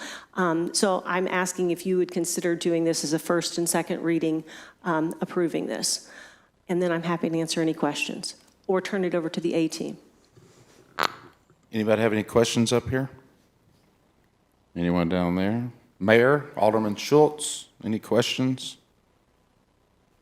Comments? None? Anyone in the audience? All right. Y'all good? We're good. You good? You want to vote? All right. All in favor, say aye. Aye. All opposed, same sign. The result of the vote is 6-0, motion carries. Your Honor, I move to read Bill number 6609 for its second reading due to the need in our community for this type of housing and due to timing. All right, you've heard a motion and a second. All in favor, say aye. Aye. Aye. Aye. All opposed, same sign. The result of the vote is 6-0, motion carries. Okay, now. Thank you very much. We need to vote on the, We need to put it on the floor and everything. But so, Your Honor, this is a final reading of Bill number 6609, an ordinance approving the development agreements between the City of Branson, Flourish Community Development Corporation, Cedar Ridge 2 LLC, Fall Creek 3 LLC, and Spring Creek Branson LLC, and authorizing the mayor to execute the documents related thereto. is this a roll call? So moved. Oh, Second. motion and a second. Will you provide a roll call vote, please? Lucas, Yes. Howden, Yes. Cooper, Yes. Denham, Yes. LeBlanc, Yes. Schultz. Yes. The result of the vote is 6-0, motion carries. Thank you, Thank you. guys. Your Honor, the next item is a public hearing and resolution approving a preliminary plat for Longstone 2, Branson, Missouri. We will now open this public hearing and begin with a staff report from Amanda Ross. Hello, good evening. Nope. I'm labeled number 10, planning.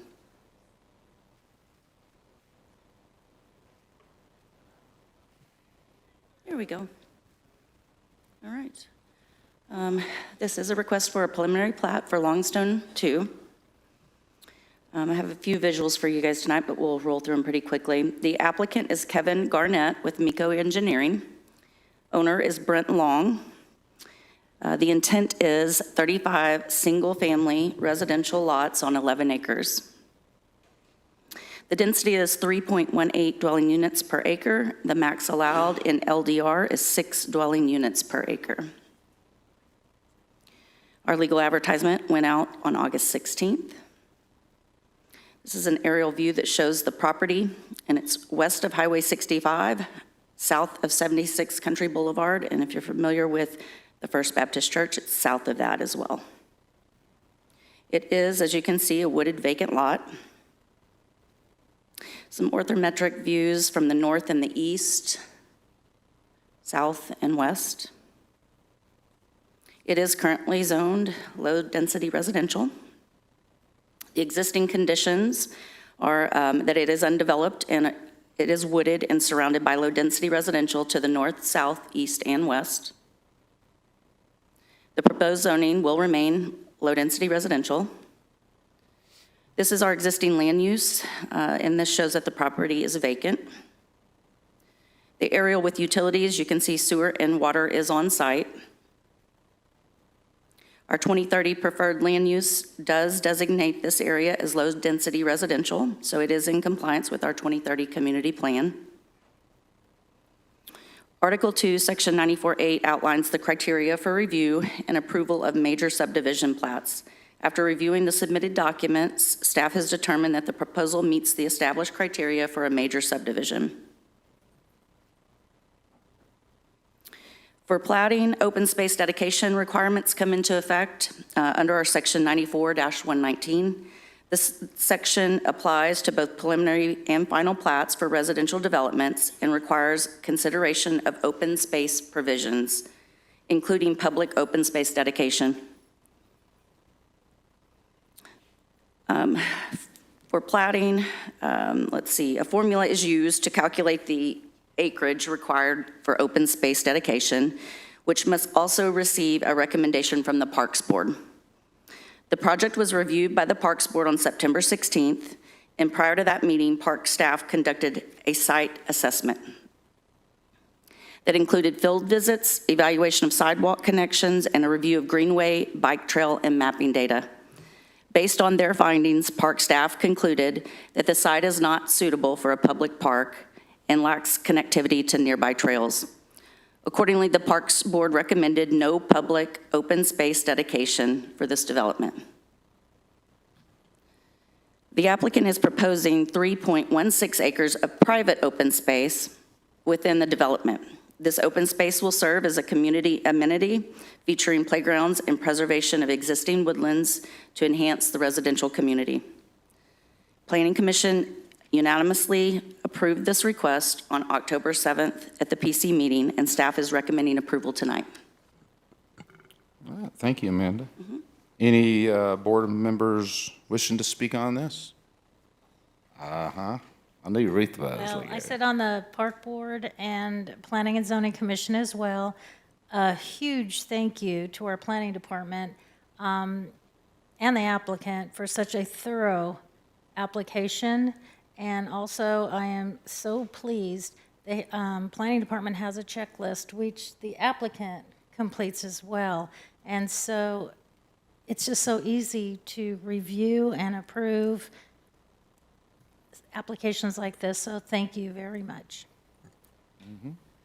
Anyone else? Anyone in the audience wishing to speak on this? Oh, come on down. What's your name, buddy? My name is Kai Shield. I live at 827 South Street. So I'm kind of the last house on South Street on the left-hand side. So the development's going to go in on the north side and east side of the property where our house is.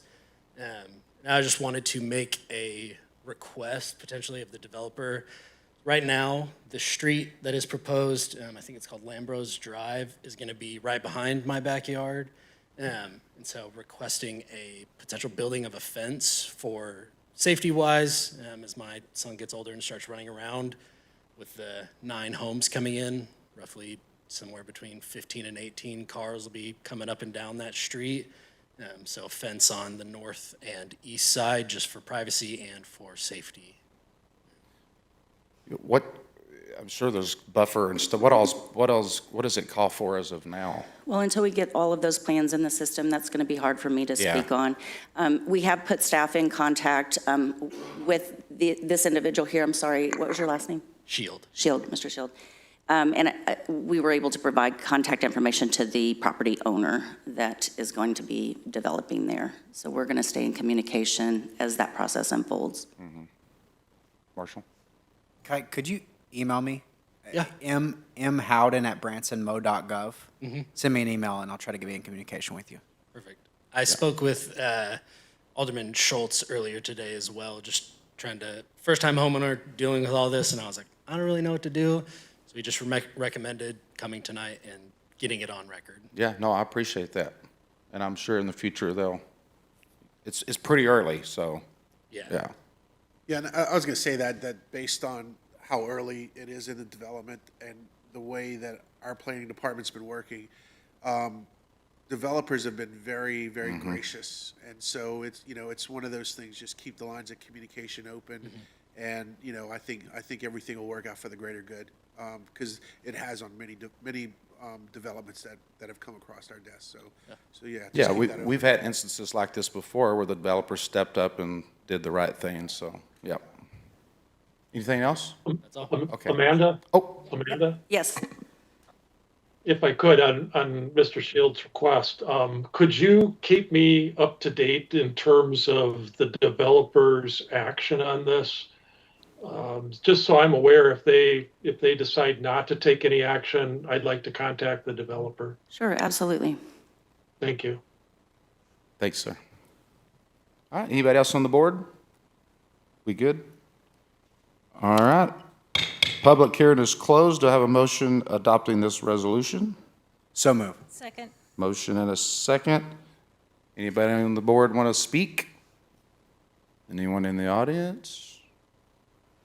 All right, we have a motion and a second. Let's see. Let's vote. All in favor, say aye. Aye. Aye. Aye.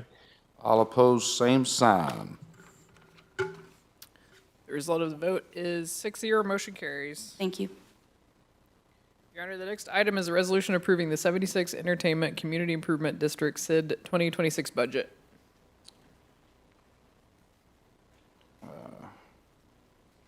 Do I have a motion adopting this resolution? Is that where we're at? Where are we at? Yeah, you got it. Okay, so move, second. All right, we have a motion and a second. Staff report from Allison. Good evening. This resolution formally approves the 76 CID entertainment budget for 2026. The CID has budgeted revenues at $5,731,000 and budgeted expenses at $1,085,500 for their 2026 budget. Is there any questions of the 76 CID's entertainment budget for next year? That was short. Anyone have any questions on that? Clay? Yes, sir. Alderman Schultz. Yeah, could we just get, since this is we're reviewing a budget that normally we don't look at. I attend most of their meetings. I've missed the last couple. Where do we stand both in terms of the kickoff of the project? Because when I look at their planned expenses, it seems very light for next year, 26, if they're going to start moving ahead with the project. Let me start with that one and I'll follow up with the second one. So bond counsel has advised us to wait and hold off on budgeting the bond payment in this budget until we have a finalized number, because it can change drastically, so we didn't want to throw that number in when we don't really have a good estimate. And so, Glenn, it will change next year, and we will do a budget amendment and bring it back to you when we get that bond payment amount, and that should go out in first quarter of next year is when we're expected to go to bond for that. Okay, that's great, thanks. And then the other question is, I know the city was working on updating the cooperation agreement with the 76 CID. And my understanding is that we were talking amounts that were 6 to 7 digits per year. And I don't see anything in this budget that reflects that. Where does that stand?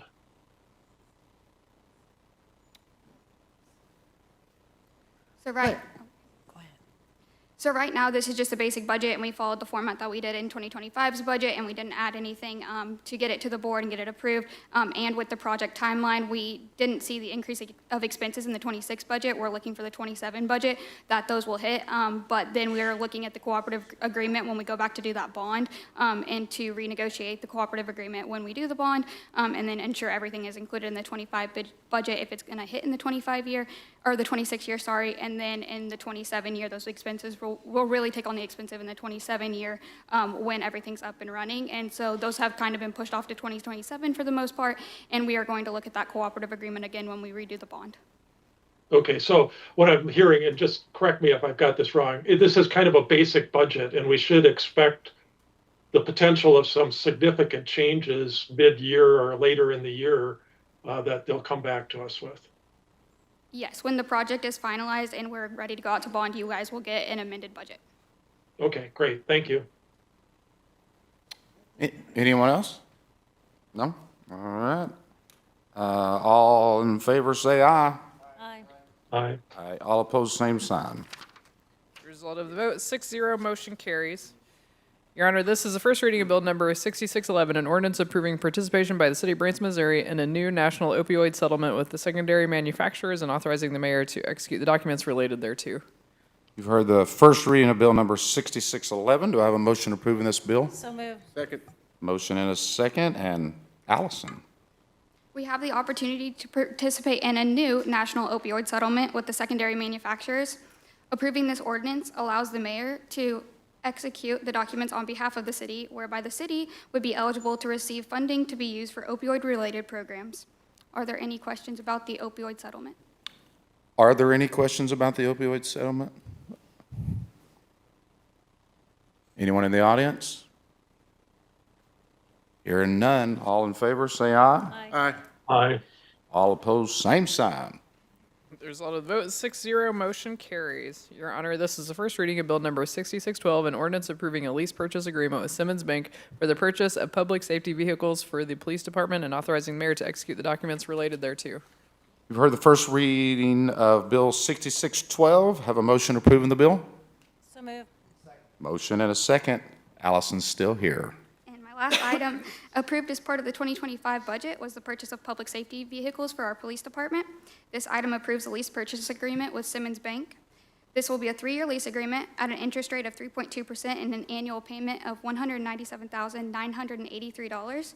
And the total value dollar of the lease is $593,948 for a total of 10 vehicles, and this includes upfitting those vehicles for our police department. Anyone on the board? Chief. Shh. Anyone on the board? Oh, go ahead, Artie. I was just curious, I had seen an article this week where the Dubai Police Department was getting flying cars for their police department. Were there any of those included in this budget request?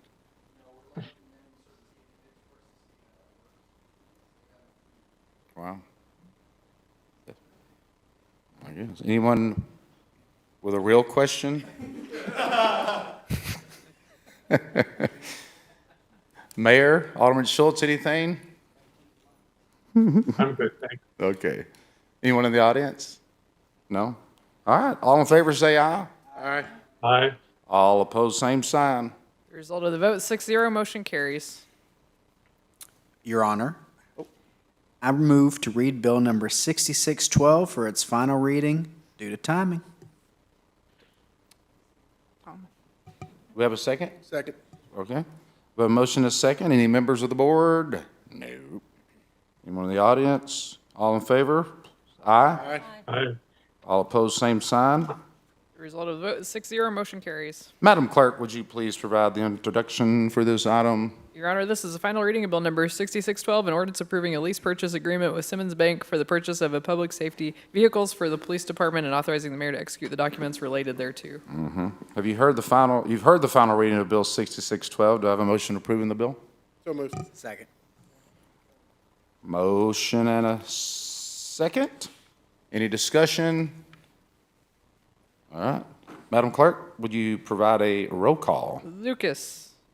Howden. Yes. Cooper. Yes. Denham. Yes. LeBlanc. Yes. Schultz. Yes. The result of the vote is 6-0, motion carries. Your Honor, this is the first reading of Bill Number 6613, an ordinance accepting a right-of-way easement for Elevate Branson LLC pertaining to the Elevate Branson Public Improvements Construction Project for use as a public road. You've heard the first reading of Bill 6613. Do I have a motion approving the bill? Motion and a second, and Michael Woods. Members of the board, thank you for this evening. Next 5 items were together, so we'll All hustle right. through. So, as introduced, this is a right-of-way document that gives us basically the rights to a road that was built in there underneath the grant.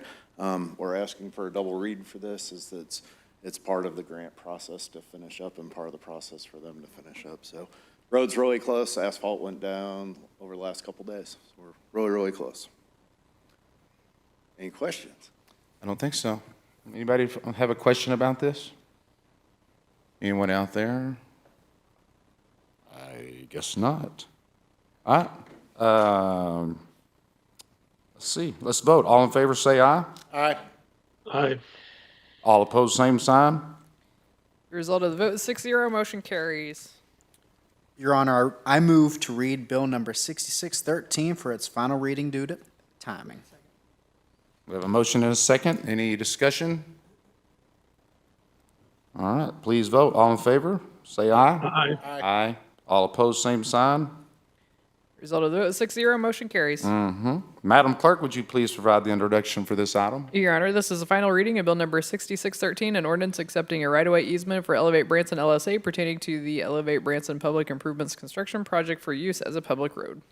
You've heard the final reading of Bill 6613. Do I have a motion approving this bill? So moved. Any discussion?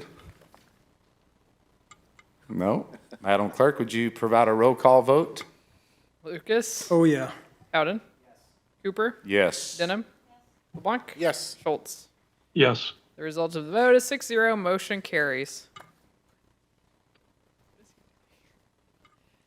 Your Honor, the next item is a resolution confirming Justice Street as the name of a public street currently known as Middletown Drive. Do I have a motion adopting this resolution? So moved. I have a motion and a second, and Michael Woods. One of the more exciting parts of my job is to be involved in naming the streets, and as Chief is sitting here next to me, we are proposing that we take and we move around some street names. Middleton Drive right now goes out to a dead vacant area, which is off the backside of the new PD, and so with that being said, we've checked all the avenues and checked all the boxes, and we are going to change it to Justice Street. And it'll be an official address for the police station. So your official address for the police station will be 1 Justice Street. So, all done already. Well, if you so oblige. So the chief can just change street names? He's got that kind of... No, he needed help. I needed my friend. Yes, there's a lot of work involved in that. The important thing is that we didn't affect any businesses that are out there, didn't affect any of their advertising, made sure that's, it's vacant, it worked. And so it's a good deal for I was kidding. I love it. Awesome. Yeah, Marshall. So,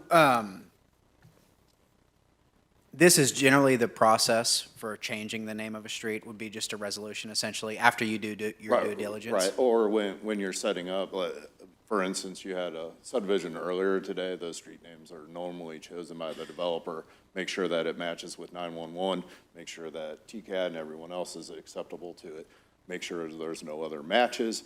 Ask the post office, and then when they all say yes, we bring it to you all.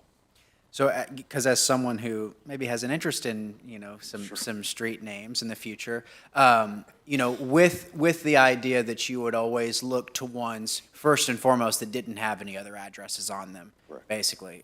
But anyway, it's just it's interesting to see the process. I'm not sure if we've done one of these in my tenure, but it is interesting to see the process go forward, so. Anyone else? No? All right, well, let's vote on this. What is it? One Justice, what is it? The street will be Justice Street, and then our address will be 1 Justice Street. 1 Justice Street, 1. I love it. All in favor, say aye. Aye. All opposed, same sign. The result of the vote, 6-0, motion carries. Your Honor, this is the first reading of Bill Number 6614, an ordinance amending Section 86-621 of the Branson Municipal Code pertaining to stop signs. All right, you heard the first reading of Bill Number 6614. Do I have a motion approving this bill? Motion and a second. Michael? Again, with wrap-up items, the Board of Aldermen always approves a stop sign that also allows it to be enforceable by our police department. This request was on behalf of staff at Cox Medical Hospital. As you see down in the lower picture, they have a circle around where they'd like a stop sign. That's actually extra overflow parking for Cox visitors and long-term parking, and also some of the physicians and nurses there. With the development that you saw at Roar Creek, a little bit concerned that their own people aren't stopping to let the other people go by, and there's also a workout facility there. Staff supports this, and we appreciate the support from you all, and we'll get that put in. Oh, I see where that is. Yeah, okay. Yeah. Anybody have any comments? Anybody in the audience? All right. All in favor, say aye. Aye. Aye.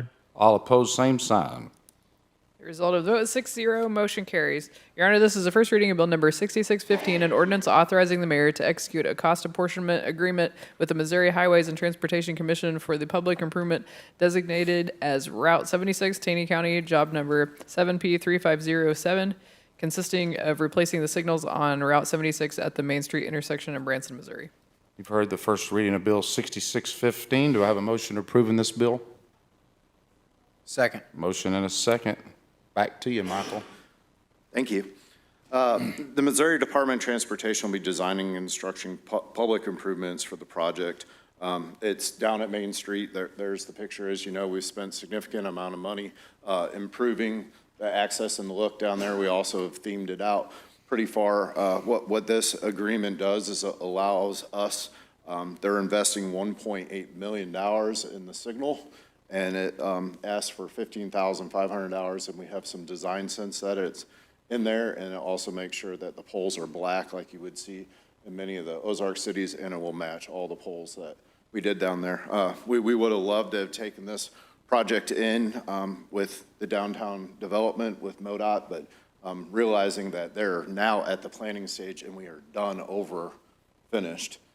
They're a year and a half behind us. But this agreement is necessary for the development of the design plans, and that will ensure that we have a fair say at the table also with crosswalk improvements that we have requested over the last year to protect the pedestrians that are crossing the street. Happy to answer any questions. That's cool. Anybody? Marshall?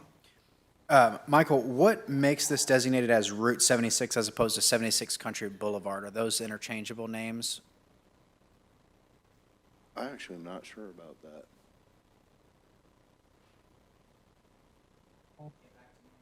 I will, for sure. Anyone else? I know a lot, but I don't know that one. All right. Hearing none, let's see. All in favor, say aye. Aye. Aye. All opposed, same sign. The result of the vote, 6-0, motion carries. Your Honor, this is the first reading of Bill Number 6616, an ordinance approving the contract with Cedar Bridge Acquisition LP, aka Optimum, for location costs of telecommunication facilities relating to West 76 Country Boulevard improvement, segments 1 and 2, project, and authorizing the mayor to execute the contract. You've heard the first reading of Bill 6616. Do I have a motion approving the bill? Motion and a second. Michael? West 76 Country Boulevard, segments 1 and 2, was brought up earlier this evening. We're constantly working behind the scenes, getting all of our contracts in line. This one is with Optimum. Optimum will be taking some of their wires and going underneath the ground from our improvements. As you know, that agreement is a dollar amount that's agreed upon between the parties not to exceed, and it's their best guessed estimate of what it will cost. The funds for that will actually come from the 76 board once the programming is provided and go back in.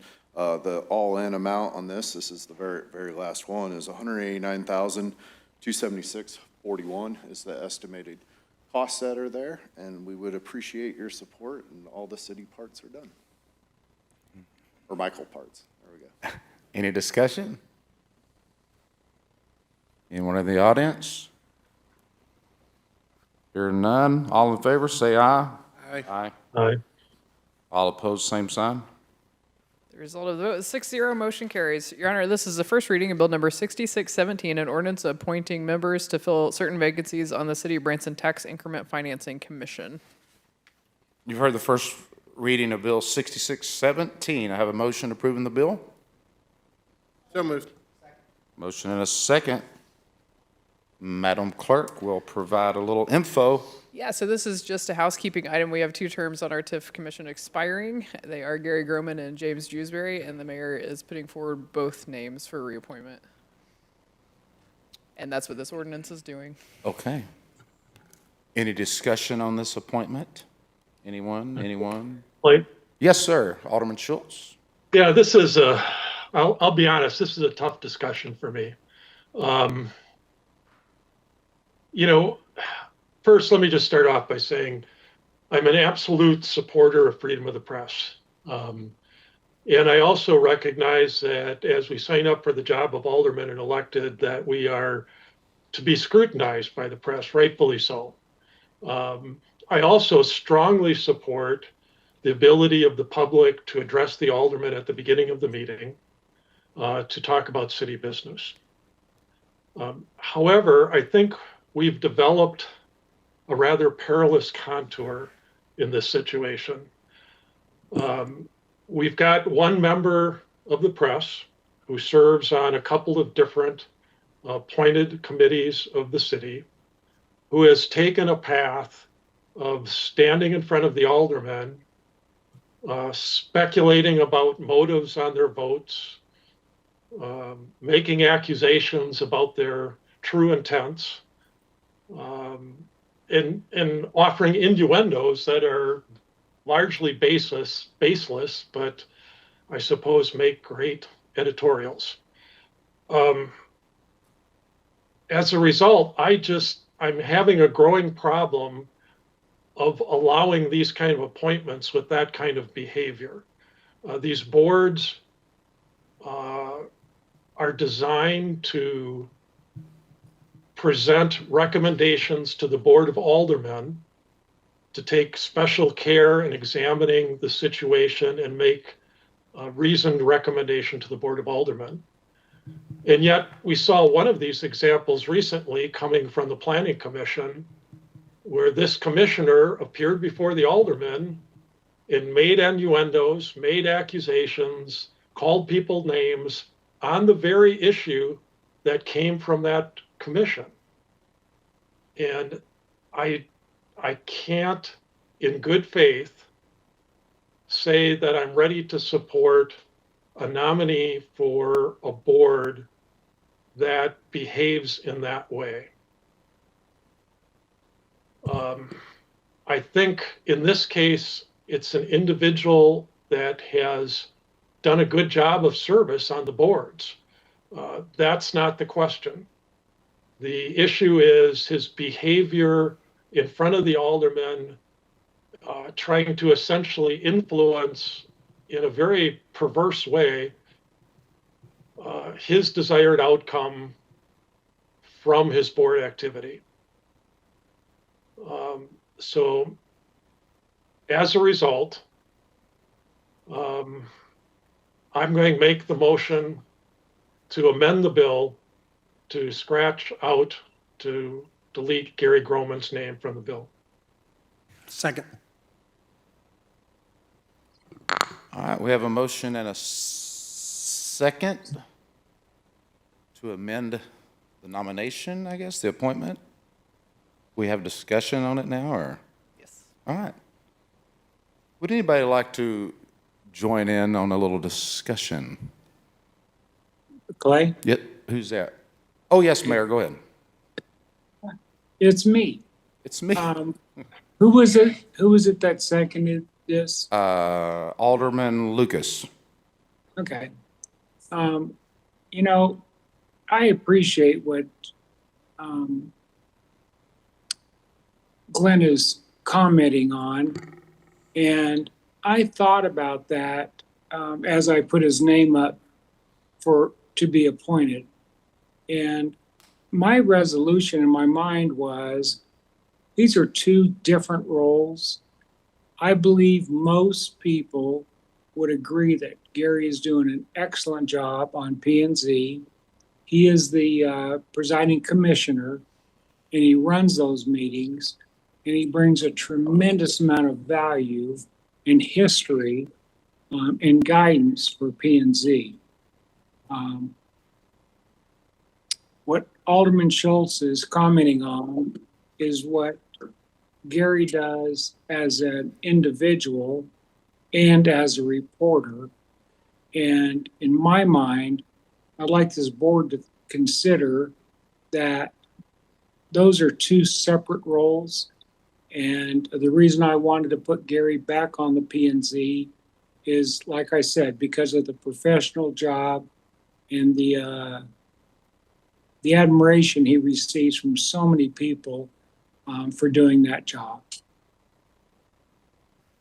Okay, thank you, sir. Anyone else? Ruth, go ahead. I agree wholeheartedly with what our mayor just stated. When Gary comes up to speak, he speaks as a citizen. And every single citizen that comes up to speak, I highly respect. I do not have to agree with what they say, but everybody should have the opportunity to come up before the board and share whatever they like. We all went through this years ago when we were running for office, and we were pretty much shunned as citizens when we come up to speak. These citizens are the reason every single one of us is sitting up here right now, because they have voted us to represent them. So there is no way I will ever vote to silence a citizen that comes up to speak. Thank you. Anyone else? Oh, yeah, Alderman Lucas. Thank you, and I appreciate and respect everything that Mayor and Ruth just said. But at the same time, one of the comments that was made by Mr. Groman in his last bit of comments was that he was waiting to see what the board was going to do about Glenn and I. And I think that when he is, although he wears both those hats, he is the very same person. So he is responsible for everything he says as a civilian and as a member of those boards. And so I think that from that perspective, when that person is asking the board, implying to the board that they should do something about us, I don't think that's right. I don't care if it's me they're talking about or if it's any other member of the board. I don't think it's right. Wayne? Yes, sir. Go ahead. Yeah, I appreciate the mayor's comments. I mean, that's exactly where I'm at too. You know, I look at the service that this gentleman does for the city, and I think it's good. It's excellent. So I can appreciate why the mayor nominated him. And as I said, I completely agree with his thought process there.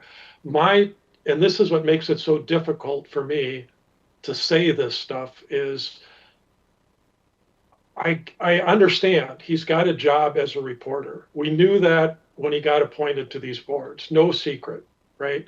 And nobody with our board appointments is suggesting to him that as a newspaper writer, he's got to do something different because now he's on our boards. Nobody said that, nobody suggested it, and I don't think anybody has that intent. All good. Where I have the problem is when he appears in front of the board and berates board members in not just facts. I mean, I get it if you want to be factual, but the speculation, the name calling, the innuendos is just out of character for somebody that we appoint to a board.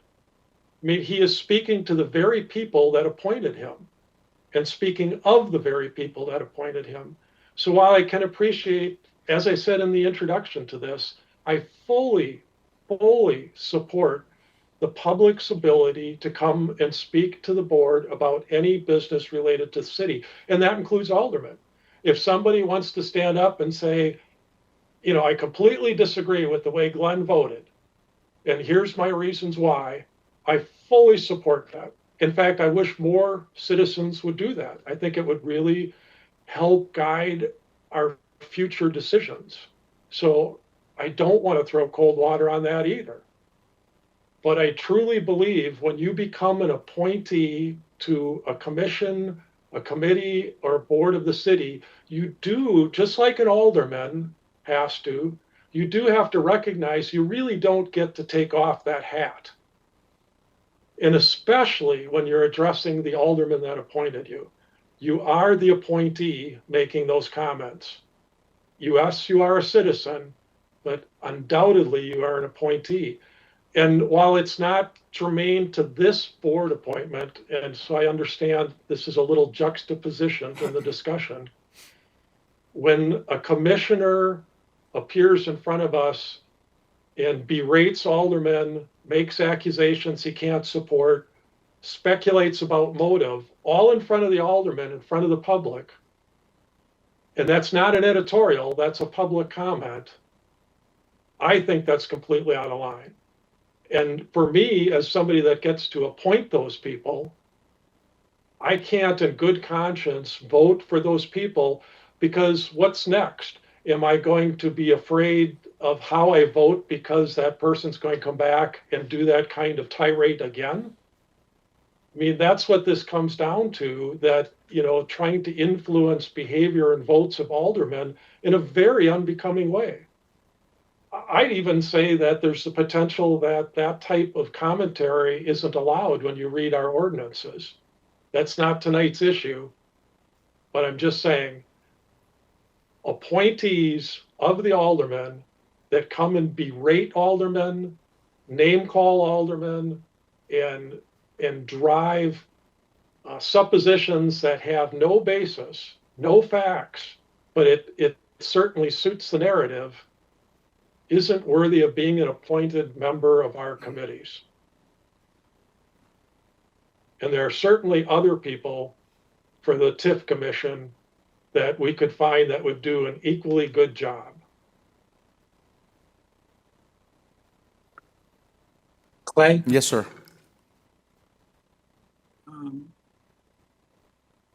You know, I'm going back to when I initially ran as an alderman and ran as mayor. And I want to address what Ruth was commenting on.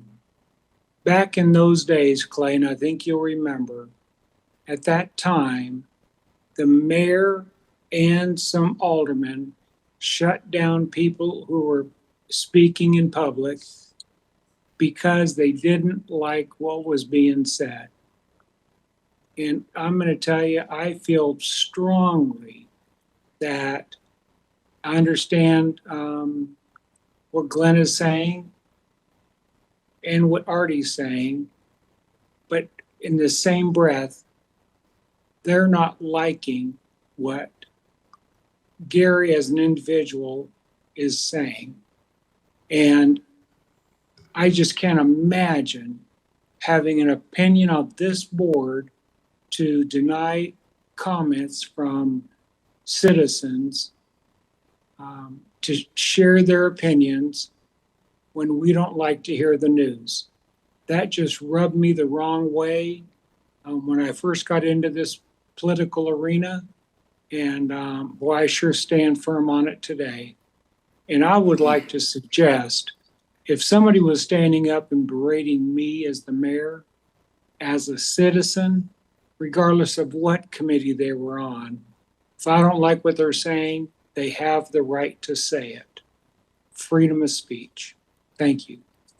Sir, the whole reason I ran to begin with is because exactly what you just said. I was here during all that with Ruth and the way we were shunned and, you know, that's enough, stop talking about it. So, I mean, I get it. I mean, yeah. I don't think we can't, for me, put, I mean, there's been, you know, there's an individual, I won't mention his name during all this, that I couldn't stand and he couldn't stand me, and I reached out and befriended him and we're pals now. You know, yeah, anyhow, go ahead, Glenn. I don't want to belabor this. I agree. I completely agree with what the mayor just said. Absolutely agree. And yeah, sometimes those comments from the public are uncomfortable. And, you know, you kind of have to sit there and take it. I support that. And I don't want to shut down anybody on the microphone. That's not what we're talking about. What we're talking about is the behavior of an appointee of the city as it relates to speaking to the alderman. He's not a citizen at that point. He's clearly an appointee. And as I said, in one of those cases, he clearly took an item that came from his commission and launched into one of those tirades. It was unfounded. It was, in my opinion, unreasonable. And he essentially abused his role as a commissioner. And yes, you could argue he's a citizen standing there. We all are that. But that type of behavior, I cannot support from our committee appointees. Question the decisions? Absolutely. Make comments about how you thought the vote should have gone? Absolutely. Call aldermen names, publicly guess at what their motives are. Those types of things from a committee member, unacceptable. Alderman Lucas. Y'all know this is not my first rodeo. I've been called a whole lot worse by a whole lot better people. And so I agree with what the mayor is saying, that people should be able to get up and speak their minds. But I think that I have to stand in agreement with what Glenn said about he has to realize that he is not just speaking as a person from the newspaper when he does that. He's speaking as a representative of the city. That's all. Ralph? Right. Well, I just want to just make a brief comment. I mean, you know, ultimately,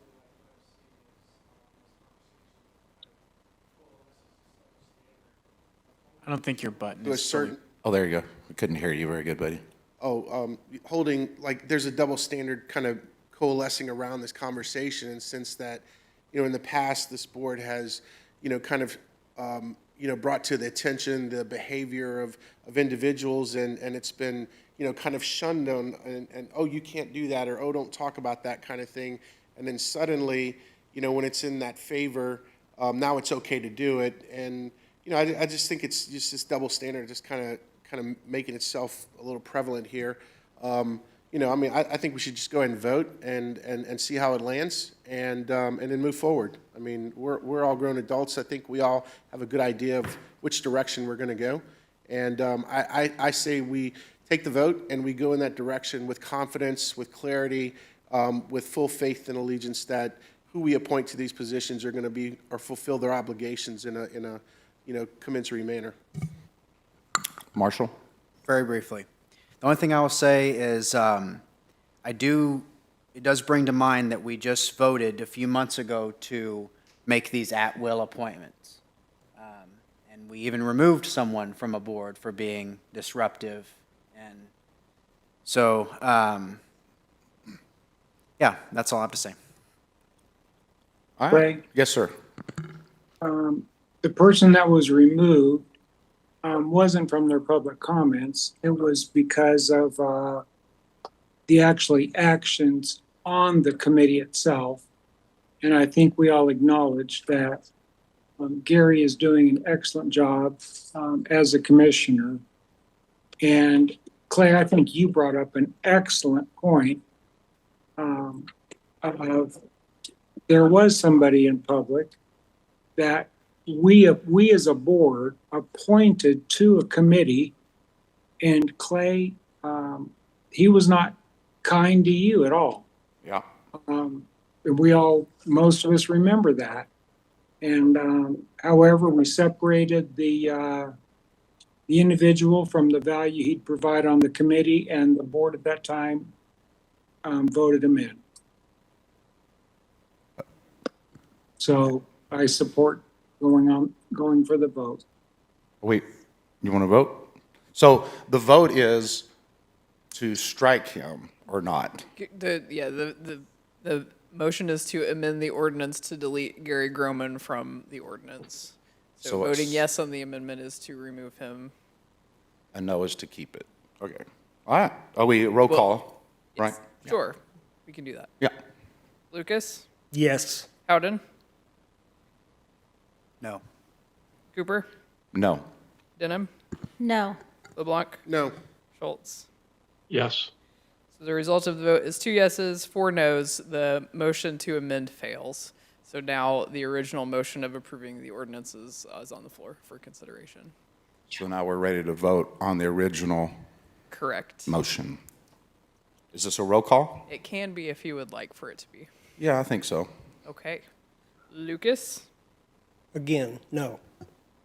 Howden? Yes. Cooper? Yes. Denham? Yes. LeBlanc? Yes. Schultz? Yes. So the result of the vote is 5 yeses, 1 no, and the motion carries.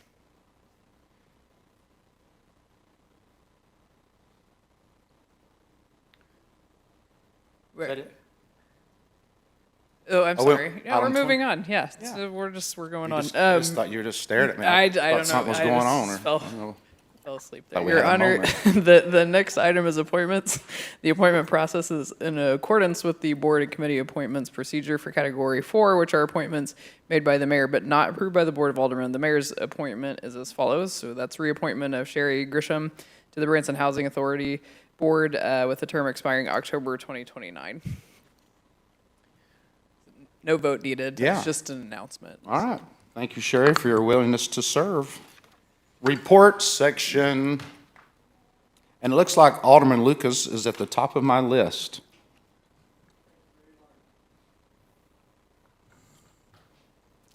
Last weekend was awesome downtown. I was surprised to hear Heather's comment that there were only 22,000 people down there. It seemed like there were a whole lot more than that every time I was down there. We had great weather. Everybody that I talked to, visitors and residents, were just really excited. The business owners were pumped because business was up. And it was a fun weekend, and I look forward to it to being a continual thing each year. I think that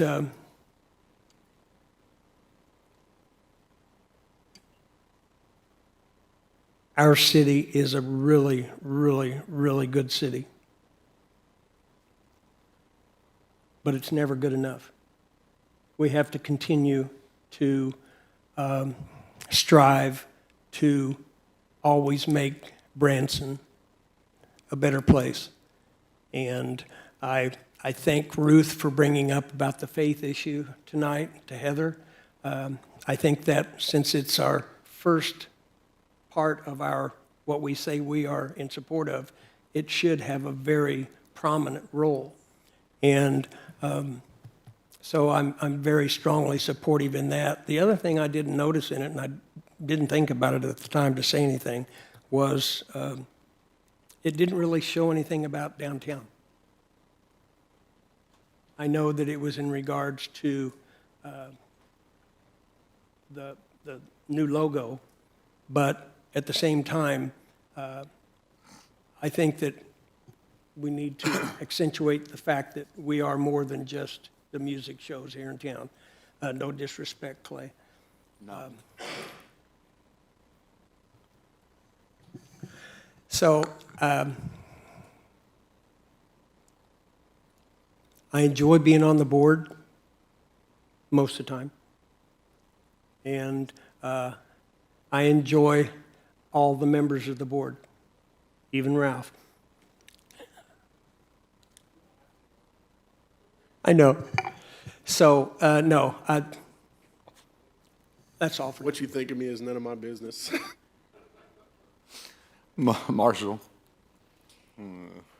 Hey, went to, well, it wasn't Clay's show, but it was at Clay's Theater, the Malpass Brothers with Mo Bandy, you know, to an almost sold-out crowd, you know, which was just really cool. I think he drew the most out of all the... Of the 5 days, yeah, he was the biggest draw. Yeah, and it was just so neat. You know, I had, a few years ago, he was at the Friday night Branson Country USA show. And of course, I went backstage and I got my picture with him, but then it was late and I left and I kicked myself. I said, why did I not stay and watch Mo Bandy? That might be the last time I ever get to watch Mo Bandy. And so it was just so cool sitting out there and watching his whole set. He did an hour. What a storyteller, you know. And then, of course, he closed with Americana. And one by one, they raised up out of their seats. And it was just a really cool moment. So appreciate Clay for providing a facility that made that happen. And just, once again, we have an incredible legacy in this community. Hey, briefly, just because I've been spending a lot of nights in there, and I feel comfortable doing this because we don't make a dime from it, but I'd encourage anybody to come see our museum. We've done a lot of renovations to it, and gosh, every week we're donated items that just encapsulate a lot of this history that we're talking about. It's at Caulfield Country Craft Village right next to Raises Theater. So I'd love for you guys to come see us because it really encapsulates a lot of the Branson music history, and I'm sure proud of it. So thank you. Yeah, it was a great week. We had the Malpass Brothers, and looking to do 2 weeks of that next year as well. And I think it's important to bring in those old timers. You know what I mean? Because back in the 80s and 90s, you could drive anywhere and see those guys. So it's kind of cool to bring that vibe back of those guys from that era, and to see that they're still drawing big crowds. It's pretty cool. Alderman Denham? Two things. I want to recognize Cheryl Harrison and say thank you publicly. We had our budget meeting on October 6th, so a representative from the city was not able to go to the vigil for the Taney County Crisis Center to present a proclamation there. So thank you, Cheryl, for stepping up and doing that. They enjoyed you very much. Second is, at the Planning and Zoning meeting, when Mr. Shields spoke regarding the Longstone preliminary plat, I immediately, you know, when he voiced his concern, I asked staff if they would please meet with them, exchange numbers, and immediately staff was out there, and the applicants, owners were more than happy to have this discussion. So I have all the respect in the world for our city staff and the departments that would be working on this, and I know that they're going to work together to follow through on this. And since it was asked at a meeting, if we could just all be given an update, because I mean, that's staff's job to be able to discuss, have this discussion, and to make sure that they work it out with Mr. Shields.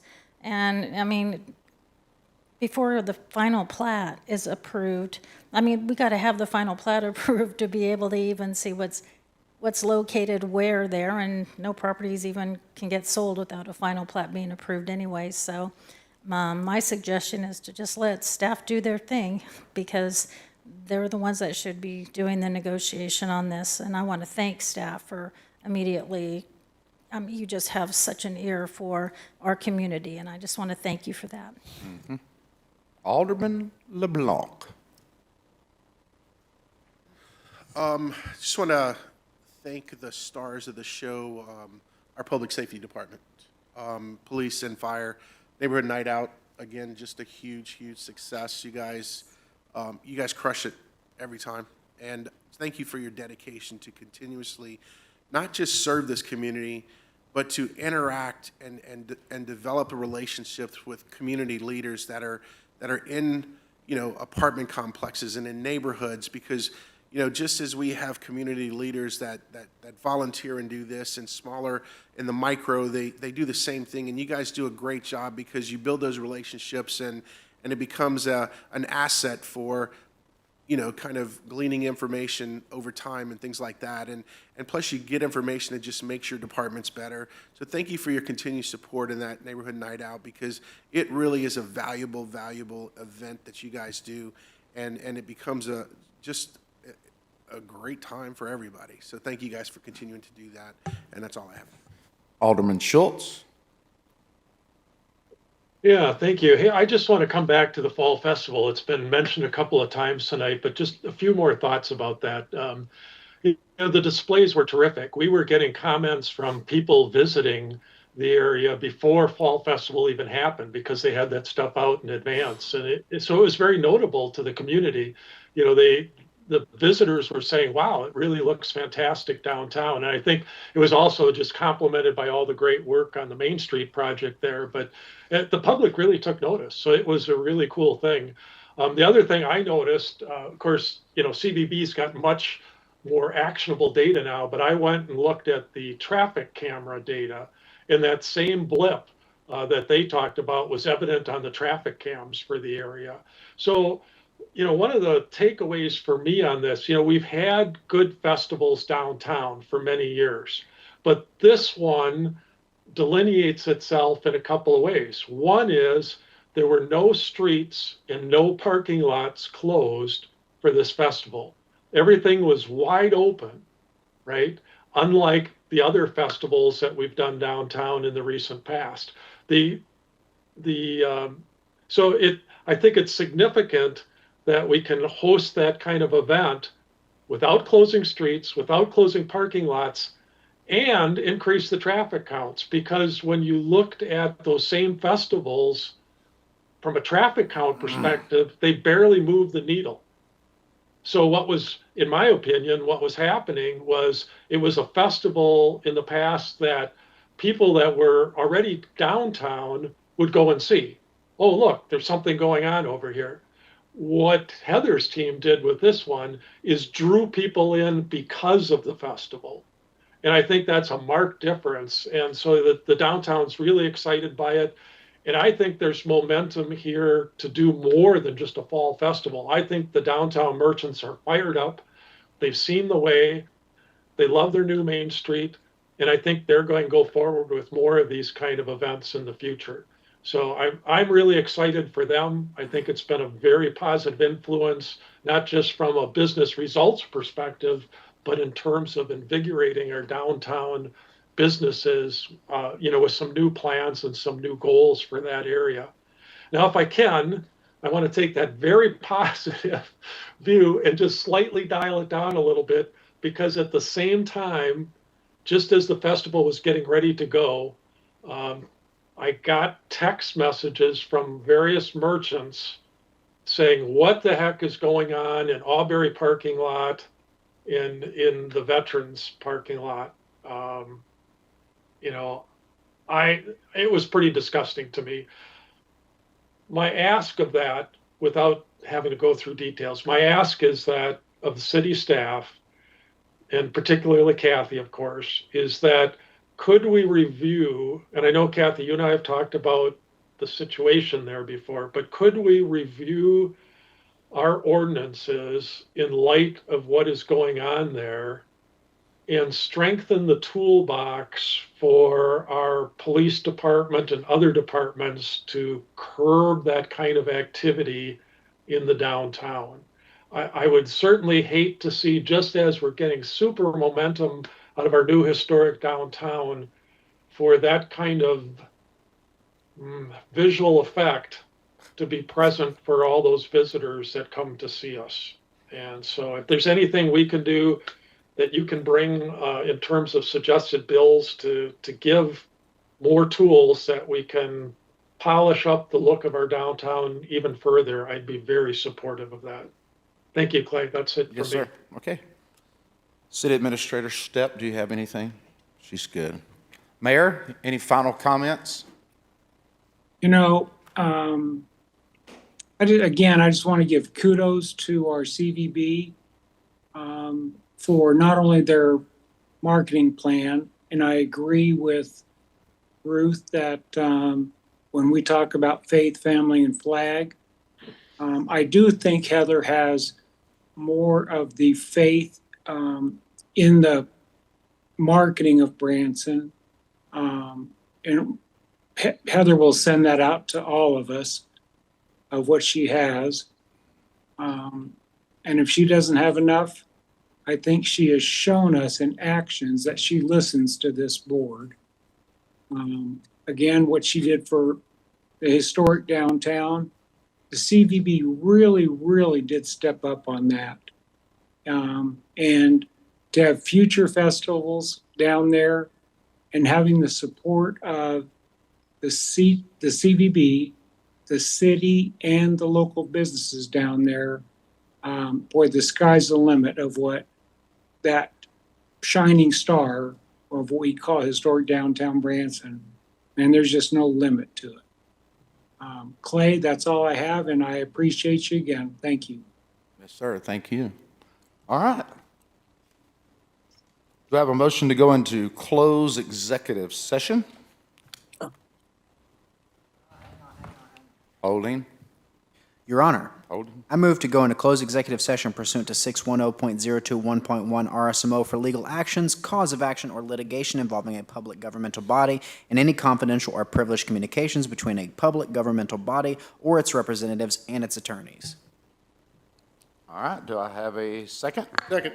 Got a motion and a second. Madam Clerk, will you provide a roll call vote, please? Lucas? Howden? Cooper? Yes. Didham? Yes. LeBlanc? Yes. Schultz? Yes. The result of the vote is 6-0, motion carries. All right, the board will, is it? The board will now move into closed executive session and will return to the council chambers once the executive session is over to adjourn the Board of Aldermen regular meeting.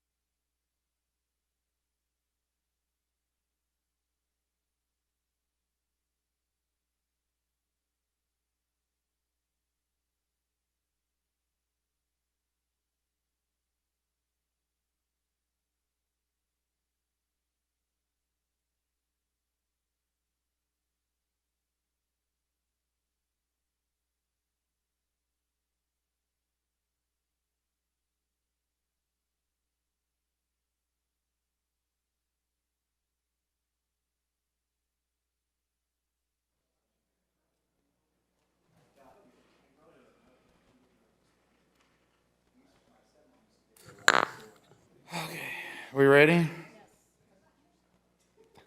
All right, do I have a motion to adjourn the Board of Aldermen's? First, we have a motion and a second. All in favor, say aye. Aye. All opposed, same sign. That's a wrap. God, what's this hurry? Nothing. Okay. See ya.